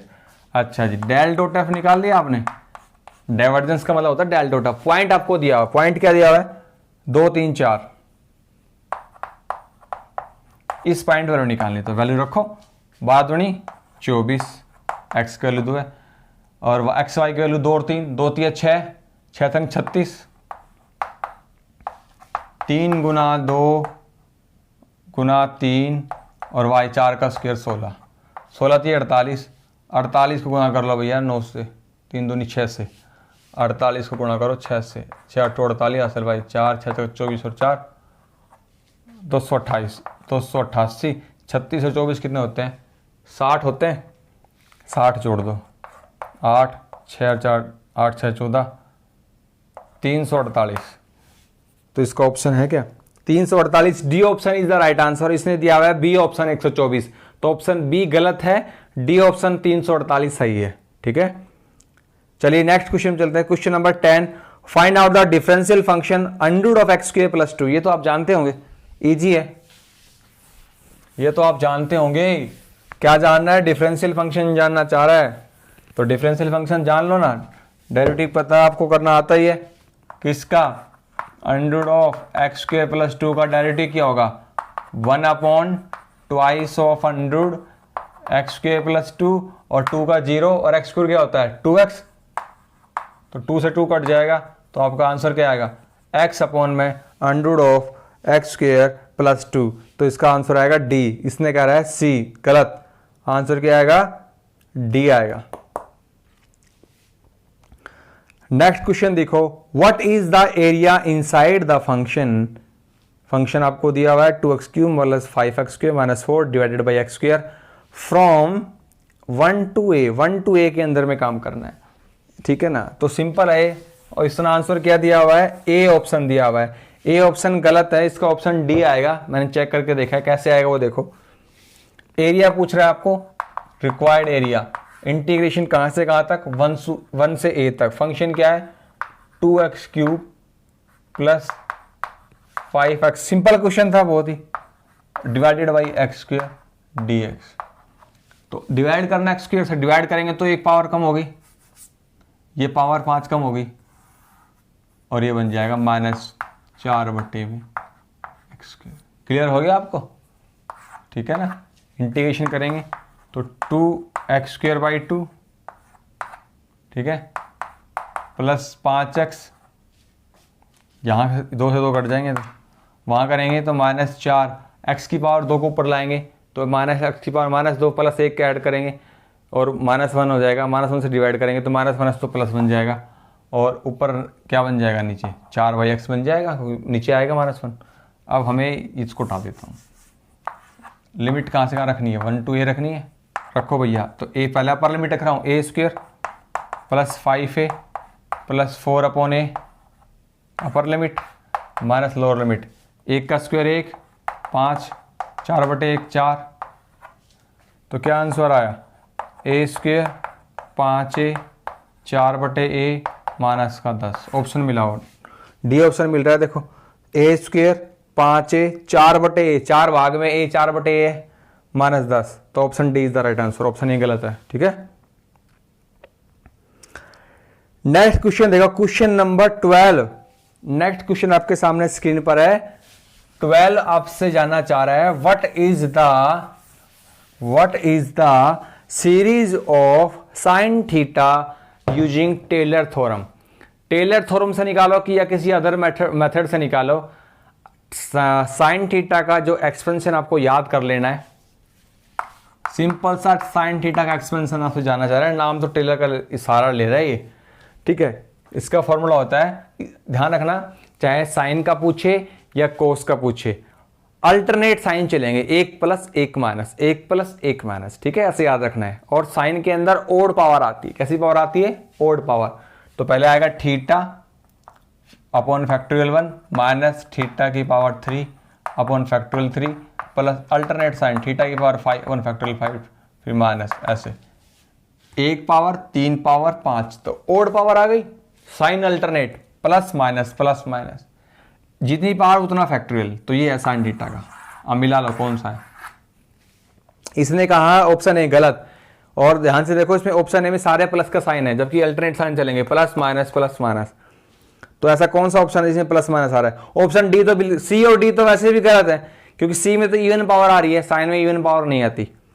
तो ऑप्शन बी सही है, थीटा प्लस का फिर माइनस का, थीटा की पावर 3/3 फिर +5 थीटा की power 5/5। Option B is the right answer. ठीक है, चलिए क्वेश्चन और नेक्स्ट क्वेश्चन में आते हैं। Next question 14। देखो नेक्स्ट क्वेश्चन कैसे होगा। What is the expansion of sine inverse x. देखो ये साइन के, कोस के और ये साइन इनवर्स जो पूछा गया है, ये आपने पढ़ा हुआ है चीजें पहले से, तो आंसर डायरेक्ट आ सकता है। अब साइन इनवर्स कैसे याद रखते हैं, सारे के सारे साइन प्लस के आएंगे, एक तो बात ये याद रखनी है आपको। साइन, जबकि साइन में अल्टरनेट साइन आते हैं, साइन इनवर्स में सारे प्लस के आएंगे। ठीक है, अभी देखो सारे प्लस के किस में आ रहे हैं, ऑप्शन डी तो नहीं है, क्योंकि ऑप्शन डी में एक एक्स प्लस का बाद में नेगेटिव साइन आ रहे हैं, तो ऑप्शन डी गलत। ऑप्शन बी भी गलत, क्योंकि ऑप्शन बी में सेकंड टर्म नेगेटिव आ रही है। अब बचा ऑप्शन ए और ऑप्शन सी। अब ऑप्शन सी के अंदर ध्यान से देखो, ऑप्शन सी में पहले एक्स की पावर 1 आई, फिर एक्स की पावर 2 आई, फिर एक्स की पावर 2 आई, फिर एक्स की पावर 3 आई। जबकि ऐसा नहीं है, साइन इनवर्स में ओड पावर आती है, 1 पावर फिर 3 पावर फिर 5 फिर 7। तो option C is the right answer. क्यों, पहले एक्स की पावर 1 आया, फिर एक्स की पावर 3 आई, फिर एक्स की पावर 5 आई, ऐसे आती है। तो x/1 एक्स की 3/6 और 3/40 और 5/112 ऐसे चलता है। ध्यान रखना साइन इनवर्स में पावर ओड आती है, 1 3 5 7 सारे प्लस के साइन आते हैं, ऐसे याद रखना है। तो option C is the right answer. Next question देखो, क्वेश्चन नंबर 15 स्क्रीन पर चल रहा है। Stokes theorem is used to convert the integral. ध्यान रखना, स्टोक थ्योरम जो होती है वो लाइन को सरफेस में कन्वर्ट करती है। किस में करती है, लाइन को सरफेस में। स्टोक थ्योरम किस में करती है, लाइन को सरफेस में। अब एक नॉलेज क्लियर बताता हूं, एक ग्रीन थ्योरम होती है, एक गास डाइवर्जन थ्योरम होती है। तो ग्रीन थ्योरम और गास डाइवर्जन थ्योरम पेपर में आ जाए फीमेल कैंडिडेट्स के, ध्यान रखना ये दोनों वॉल्यूम को सरफेस में करती है। किसको करती है, वॉल्यूम को किस में करती है, सरफेस में। और स्टोक थ्योरम क्या करती है, लाइन को सरफेस में। ठीक है, तो इसका मतलब ऑप्शन हमारा बी सही होगा, लाइन टू सरफेस। और इसने बताया लाइन टू एरिया गलत है, ऑप्शन बी सही है। नेक्स्ट क्वेश्चन देखो, question number 19। F be a uniform limit of a sequence of continuous function F1 then F। ध्यान रखना, एक थ्योरम होती है यूनिफॉर्म लिमिट थ्योरम। एक थ्योरम है यूनिफॉर्म लिमिट थ्योरम। भैया 5 बज गए सुबह के, काफी टाइम हो गया पढ़ाते पढ़ाते। एक फंक्शन है यूनिफॉर्म लिमिट थ्योरम, और उस थ्योरम के हिसाब से अगर कोई फंक्शन यूनिफॉर्म लिमिट है किसी सीक्वेंस ऑफ फंक्शन का, तो वो फंक्शन कॉन्टिन्यूस होता है। इसने कहा डिसकंटिन्यूस, तो गलत कह रहा है, ये गलत है। तो आंसर क्या है इसका, C option, continuous is the right answer. ठीक है, किसकी वजह से, यूनिफॉर्म लिमिट थ्योरम की वजह से। नेक्स्ट क्वेश्चन देखो, the matrix space is both complete and totally bounded. मुझे याद है मैंने एमएससी में टोपोलॉजी का पेपर तैयार किया था, टोपोलॉजी का सब्जेक्ट पढ़ा था, और टोपोलॉजी के अंदर मैट्रिक्स स्पेस बड़ा ही इंपॉर्टेंट मेरा फेवरेट कॉन्सेप्ट रहा है। तो ये एक रिजल्ट बनकर आया है एमएससी लेवल के पढ़ने वाले के लिए। ये क्वेश्चन कुछ भी नहीं, नाम मात्र का क्वेश्चन है, तो ये ध्यान रखना है आपको। मैट्रिक्स स्पेस जो कि बहुत कंप्लीट भी हो है, टोटली बाउंडेड भी हो, उसको कॉम्पैक्ट कहते हैं। तो option A is the right answer. आपको डेफिनेशन बुक का रेफरेंस ले सकते हैं, किसी बुक का रेफरेंस ले सकते हैं, या फिर आप गूगल पर सर्च भी कर सकते हैं इसको। तो जो कंप्लीट होता है, टोटली बाउंडेड होता है, वो कॉम्पैक्ट कहलाता है। और इसने आंसर क्या दिया, स्केलर। ऑप्शन बी गलत है, करेक्ट आंसर है कॉम्पैक्ट, ए ऑप्शन। ठीक है, नेक्स्ट क्वेश्चन देखो स्क्रीन पर है। Let q be a field of rational number, okay, find the Galois groups order. Galois groups order है। F x is equal to x के minus 2 over q. अब देखिए ऐसे क्वेश्चन का आंसर बेहद सिंपल है, ये गलत है। इसने ऑप्शन आंसर किया गैलियस ग्रुप ऑर्डर 1 बताया, इसका आंसर है सी ऑप्शन 2 ऑर्डर। कैसे 2 ऑर्डर, कैसे गैलियस ग्रुप्स के ऑर्डर कैसे निकाले जाते हैं, इसमें एक पॉलिनोमियल डिफाइंड होती है। यहां पर पॉलिनोमियल क्या है, एक्स स्क्वायर माइनस 2। तो x की जो जो वैल्यूज पॉसिबल है वो उसका ऑर्डर कहलाती है। यहां पे x की वैल्यू हो सकती है प्लस माइनस √2, इस पोनेमल को सेटिस्फाई करेगा। √2 रखेंगे तो भी आंसर 0 आएगा, और माइनस √2 रखेंगे तो भी आंसर 0 आएंगे। तो इसके दो ऑर्डर हैं, आंसर क्या हो जाएगा इसका?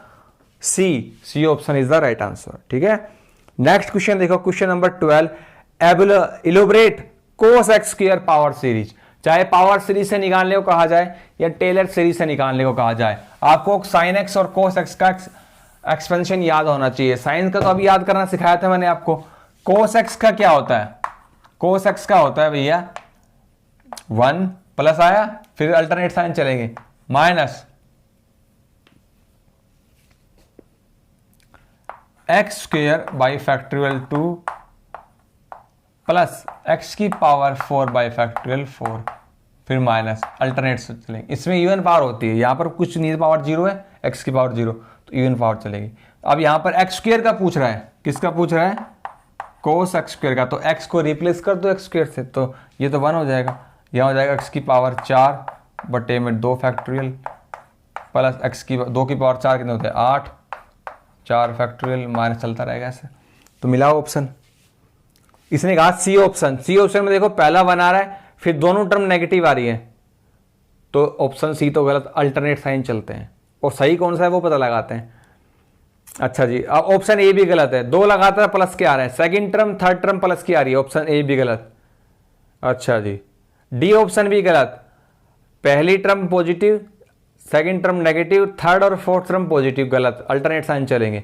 तो बचा कौन सा? ऑप्शन बी सही है, 1 x square by factor x की पावर 4 बटे फैक्टोरियल 2 प्लस एक्स की पावर 8 बटे फैक्टोरियल 4 चलता रहा। Option B is the right answer. Next question में लेके चलता हूं आपको। Find out the incorrect statement for the interior A and B given by A interior and B interior in XD। XD यहां पर एक डिस्क्रीट मैट्रिक्स स्पेस को denote करता है। मैट्रिक्स स्पेस टोपोलॉजी के अंदर मैट्रिक्स स्पेस का कॉन्सेप्ट है, उसी के अंदर एक डिस्क्रीट स्पेस आता है। ये वहीं से उठाया हुआ क्वेश्चन है। यूजुअल स्पेस भी होता है, डिस्क्रीट स्पेस भी होता है, ये मैट्रिक्स स्पेस में चलते हैं। तो मैं आपको पहले बता देता हूं, इंटीरियर और एक होता है एक्सटीरियर, एक होता है क्लोजर। इन पर एक ड्राइव्ड सेट होता है, इन पर कुछ रिजल्ट चलते हैं। फिलहाल मैं इंटीरियर चल रहा है, उसी की बात बताता हूं। तो रिजल्ट ये होता है, अगर ए इंटीरियर का इंटीरियर निकाले तो वो ए के बराबर आता है, ये रिजल्ट। ए इंटरसेक्शन बी का इंटीरियर होता है a interior intersection B interior, सही है। तीसरा ऑप्शन होता है ए सबसेट है अगर बी का, तो this implies A interior subset होता है बी इंटीरियर का, सही है। चौथा होता है a interior union b interior subset होता है ए यूनियन बी इंटीरियर का, ये सही होता है। और इस क्वेश्चन में क्या दिया हुआ है? A interior union b interior is equal to a union b का इंटीरियर, ये भैया गलत होता है, ये गलत होता है।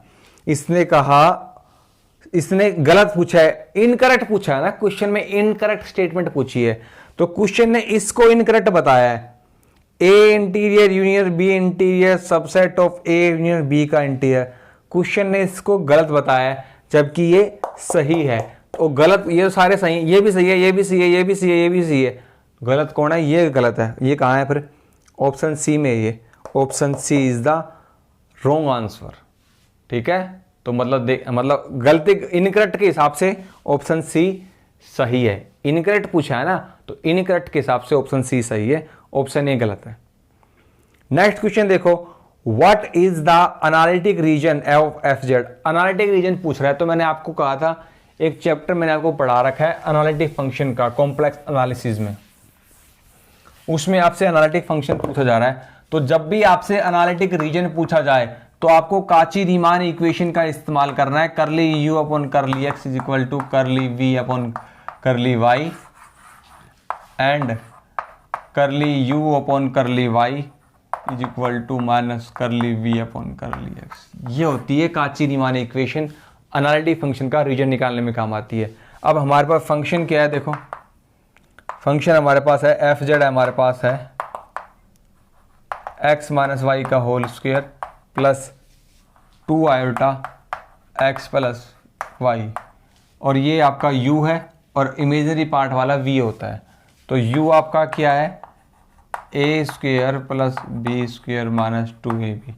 मैंने इसे खोल दिया, a माइनस बी का होल स्क्वायर, ये आपका v है। तो आपका v क्या है, 2 आयोटा, आयोटा के साथ वाला 2x प्लस 2y। आयोटा के साथ वाला क्या होता है, v होता है। आयोटा को हटा के छोड़ते हैं, हटा के लेते हैं, 2x प्लस 2y।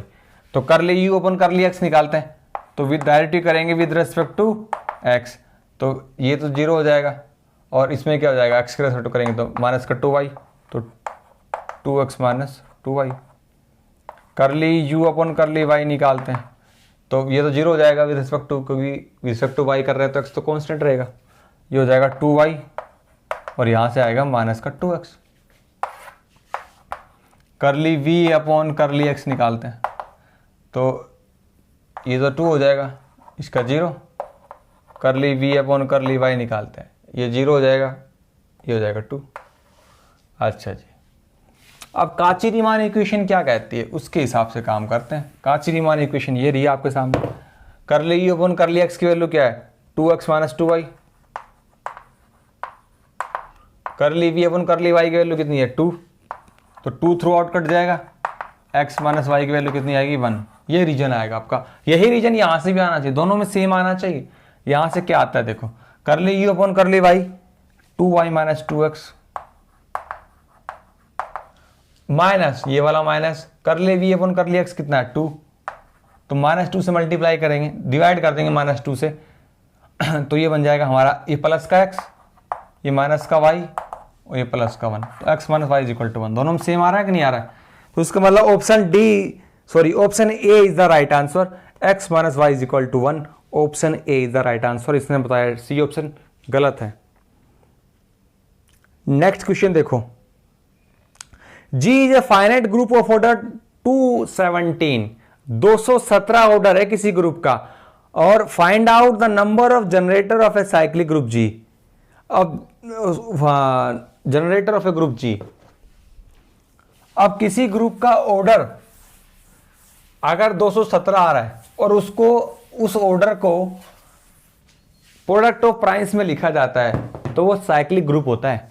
ये आपका जो ग्रुप है जिसका ऑर्डर 217 है, ग्रुप का ऑर्डर कितना है, 217, ये एक साइक्लिक ग्रुप है। और आपसे पूछ रहा है नंबर ऑफ जनरेटर, तो जब भी आपसे नंबर ऑफ जनरेटर पूछा जाए तो इसका मतलब आपसे number of relatively prime to the this number पूछ रहा है। मतलब ऐसे कितने नंबर हैं जो 217 के रिलेटिवली प्राइम है। रिलेटिवली प्राइम मतलब ऐसे कितने नंबर है जो 217 से छोटे हैं और जिनका HCF निकाले 217 के साथ तो वो क्या बन जाए, HCF 1 आ जाए। जैसे आपसे कहे कि 5 के रिलेटिवली प्राइम पता लगाइए, तो कौन कौन है, 1 है, 2 है, 3 है, 4, क्योंकि 1 का और 5 का HCF 1 आएगा, 2 का 5 का HCF 1 आएगा, 3 का और 4 का भी 1 आएगा। तो ऐसे नंबर्स में जब भी कोई नंबर प्राइम नंबर होता है तो उसका जो relative number of relative prime number पता लगाता है, मतलब टोशेंट कहते हैं इस बात को। टोशेंट का मतलब होता है, टोशेंट ऑफ ए नंबर क्या होता है, नंबर ऑफ द वो सभी प्राइम नंबर्स जो उस गिवन नंबर्स के रिलेटिवली प्राइम होते हैं। तो अगर 5 प्राइम है तो 5 का टोशेंट कितना है, 4, 1 2 3 4। तो अगर प्राइम नंबर है तो फटाफट से पता लगा लेते हैं, टोशेंट एक कम कर देते हैं। जैसे आपसे कोई पूछे 7 का टोशेंट बताओ, तो 7 का टोशेंट होता है 6। क्लियर है। और टोशेंट का मतलब ये होता है कि ऐसे कितने नंबर है, what is the definition of totient, ऐसे कितने नंबर है जो गिवन नंबर के रिलेटिवली प्राइम है। ठीक है, तो अब आपको इसका टोशेंट पता लगाना है, इसके ऑर्डर पता लगाना है, तो मतलब इसके जनरेटर पता लगाने हैं। तो ठीक है, जनरेटर मतलब ऐसे कितने प्राइम नंबर है जो इसके साथ रिलेटिवली प्राइम है, ऐसे कितने नंबर है जो इसके साथ रिलेटिवली प्राइम है, वो होते हैं नंबर ऑफ जनरेटर। तो 17 को हम लिख सकते हैं 7 गुना 21। देखो 7 एकम 7 और 21 तो नहीं, 31 लिख सकते हैं। हाँ, 7 एकम 7 और 7 ते 21 लिख सकते हैं कि नहीं लिख सकते हैं। अब टोशेंट कैसे पता लगाते हैं, टोशेंट ये तो प्राइम नंबर हो गए, 217 के टुकड़े हो गए, 217 के टुकड़े हो गए। अब टोशेंट पता लगाएंगे किसका, 217 का। तो फॉर्मूला क्या है, 217 मल्टीप्लाई, एक कम घटा देते हैं, 1 माइनस 1/7 करते हैं और इसको हम डायरेक्ट लिख सकते हैं 6/7। 31 का निकालेंगे तो 30/31। तो 7 और गुणा में 31 217 होते हैं, कट जाएंगे। 7 को 31 से गुणा कर 217 आएंगे, कट जाएंगे। तो 6 गुणा 30 कितना होता है 180। तो इसका आंसर क्या आएगा? A option is the right answer 180। और इसने बताया 181, गलत बताया इसने। नेक्स्ट क्वेश्चन देखो, next question number 4, find out the Taylor series expansion of 3 sin x + 2 cos x। अभी थोड़ी देर पहले हमने sin x cos x का एक्सपेंशन निकालना सीखा था। ये क्वेश्चन वहीं से होगा, घबराने वाली कोई जरूरत नहीं है। क्या पूछ रहा है?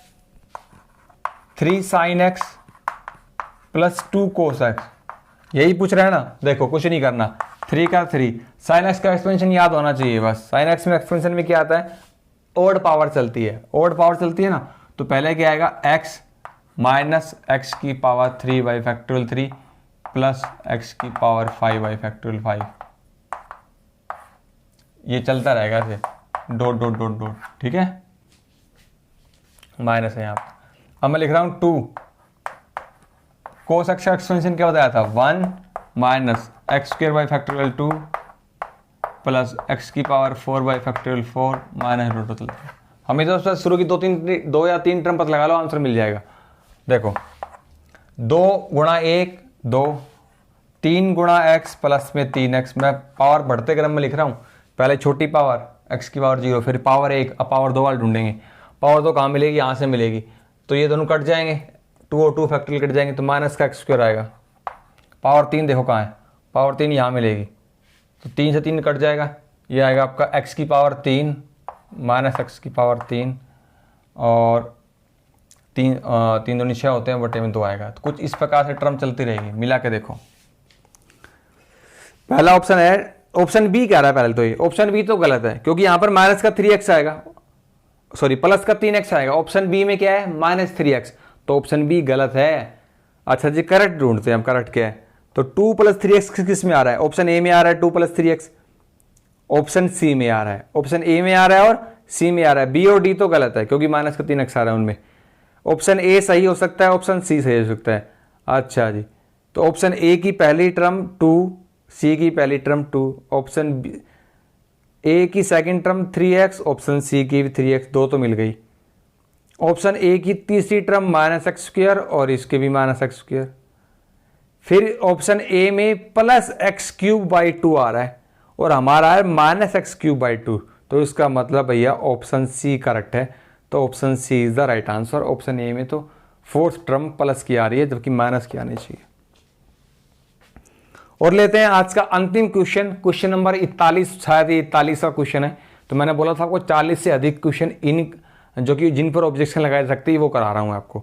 तो ऑप्शन 40 देखिए, what is the value of x की power x if x is equal to -√1।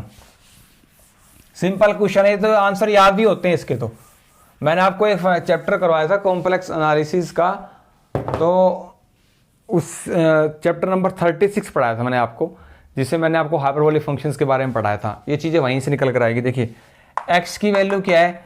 √-1, तो x का मतलब क्या है? आयोटा। और आपसे जानना क्या चाह रहा है? x की पावर x जानना चाह रहा है, इसका मतलब आयोटा की पावर आयोटा की वैल्यू पता लगा लो।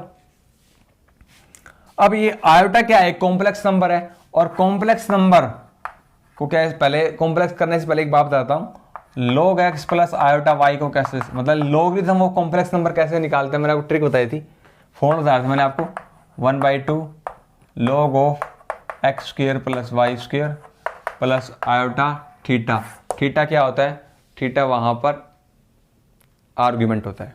अब यहां आ जाओ, इसको भी पहले पहले कैसे लिख सकता हूं? इसको लिख सकते हैं e की पावर log ऑफ आयोटा की पावर आयोटा, क्योंकि e की पावर log, ये fx है थोड़ी देर के लिए, रिजल्ट होता है e की power log fx is equal to fx। ठीक है, तो fx कौन है?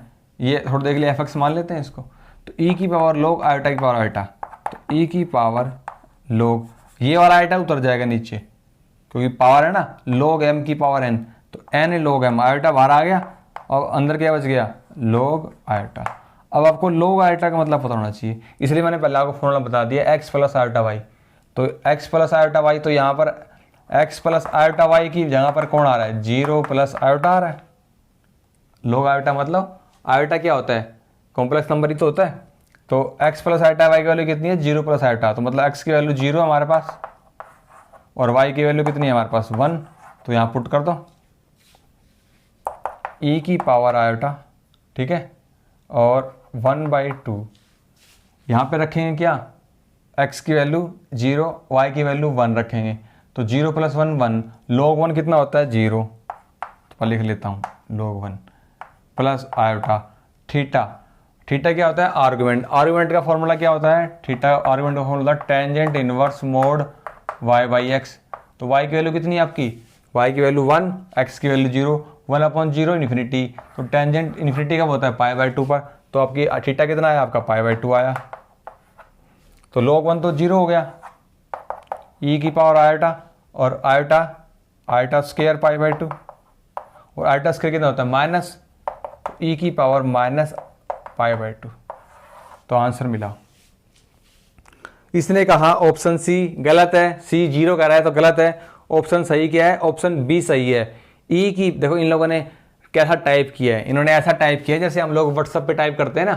क्या हम लोग जब किसी को व्हाट्सअप करते हैं, चैट करते हैं, तो वहां पर स्क्वायर का ऑप्शन तो ऐसा होता नहीं है, तो हम लोग ऐसे लिख देते हैं, है ना, क्योंकि हमारे पास तो टाइप करने का होता नहीं है। और इन मूर्खों के पास टाइप करने का ऑप्शन भी नहीं है। देखो ये लोग ये चाहते तो इसको ऐसा टाइप कर सकते थे, ई की पावर माइनस π/2, लेकिन इन्होंने क्या किया है, इन्होंने ये किया है मूर्खों ने, देखो क्या किया है, ये किया है। जैसे इनके पास कोई टाइप करने वाला साधन नहीं हो या कोई इनको टाइप करना आता नहीं हो, ये वाला काम किया इन्होंने। और करना ऐसा चाहिए था ना, टाइप भी ठीक से नहीं कर रखा पेपर, क्या बताएं आपको। तो ये थे आज की क्लास, जिसमें हमने 40 से अधिक क्वेश्चन ऐसे प्रैक्टिस किए हैं जो कि जिन पर ऑब्जेक्शन लगाई जा सकती है। यूट्यूब के इतिहास में आपको ऐसा वीडियो कहीं नहीं देखने को मिलेगा जिसमें इतने 40 से ज़्यादा क्वेश्चन पर ऑब्जेक्शन करने का तरीका बताया हुआ हो और आपको सॉल्यूशन भी करके दिखाए हो। ऐसा वीडियो कहीं नहीं मिलेगा। तो अब तक लाइक नहीं किया तो फटाफट से लाइक कर दो। अब मैं आपको बताता हूँ ऑब्जेक्शन कैसे लगानी है। इस वीडियो के डिस्क्रिप्शन में आपको एक लिंक दूंगा जिसमें ऑब्जेक्शन लगाने का तरीका है, और डायरेक्ट आपको DETR+P की वेबसाइट पर ले जाएगा। जैसे ही आप उस लिंक पे क्लिक करोगे, जो डिस्क्रिप्शन मैंने आपको दिया है, वो लिंक का नाम है objection TGT maths male candidates, ठीक है। ऑब्जेक्शन लिंक पे क्लिक करोगे, वो लिंक आपको वेबसाइट पे ले जाएगा और ये वाला पेज आपके सामने खुलेगा। यहाँ पर आपको पार्टिसिपेंट ID डालनी है, अपनी डेट ऑफ बर्थ डालनी है, आपका लॉगिन हो जाएंगे आप। उसके बाद आपको जिस भी क्वेश्चन पे ऑब्जेक्शन लगानी है उस क्वेश्चन की ID वहां पर डालनी है और उसमें आपको बताना है कि क्वेश्चन में क्या रॉन्ग है। एक ऑप्शन रॉन्ग है, 2 ऑप्शन रॉन्ग है, 3 ऑप्शन रॉन्ग है, या फिर क्वेश्चन गलत है, ये सारी बातें वहां पर सिलेक्ट कर लेनी है। उसके बाद उस क्वेश्चन में रॉन्ग है आप बता रहे हो तो सही क्या है वो प्रूफ आपको देना पड़ेगा। उसके लिए आपको उस प्रूफ के लिए वहां पर या PDF फाइल लगा सकते हैं या देखना पड़ेगा वहां पर क्या ऑप्शन आ रहा है। स्क्रीनशॉट लगा सकते हैं, कोई फोटो लगा सकते हैं क्लिक करके। तो क्लिक करने के लिए आप कोशिश कीजिए किसी बुक का रेफरेंस दिया जाए, बुक का रेफरेंस लगाइए। अगर आपको बुक का रेफरेंस नहीं मिल रहा है तो आप अपने हैंड रिटन में बढ़िया बढ़िया राइटिंग में लिख कर या टाइप कर भी उसका प्रूफ वहां पर लगा सकते हैं। ये तरीका होता है, ठीक है। तो आज की क्लास में आपको बहुत कुछ सिखाया है। अगर आपने यहाँ से वाकई में बहुत कुछ सीखा है तो लाइक जरूर कर देना, अब तक लाइक नहीं किया तो चैनल पर नए तो सब्सक्राइब कर लेना, बेल आइकन का बटन दबाकर ऑल नोटिफिकेशन ऑन कर लेना ताकि जब भी नई क्लास आए आपको नोटिफिकेशन मिल जाए। पिछले 2 महीने से या कहूँ पिछले 1 हफ्ते से लगातार नॉन स्टॉप आपके लिए कार्य कर रहा हूँ, तो आपको ये वीडियो जरूर पसंद आना चाहिए। हम जल्दी मिलेंगे आपसे नेक्स्ट एपिसोड में, तब तक के लिए नमस्ते दोस्तों, जय हिंद, वंदे मातरम।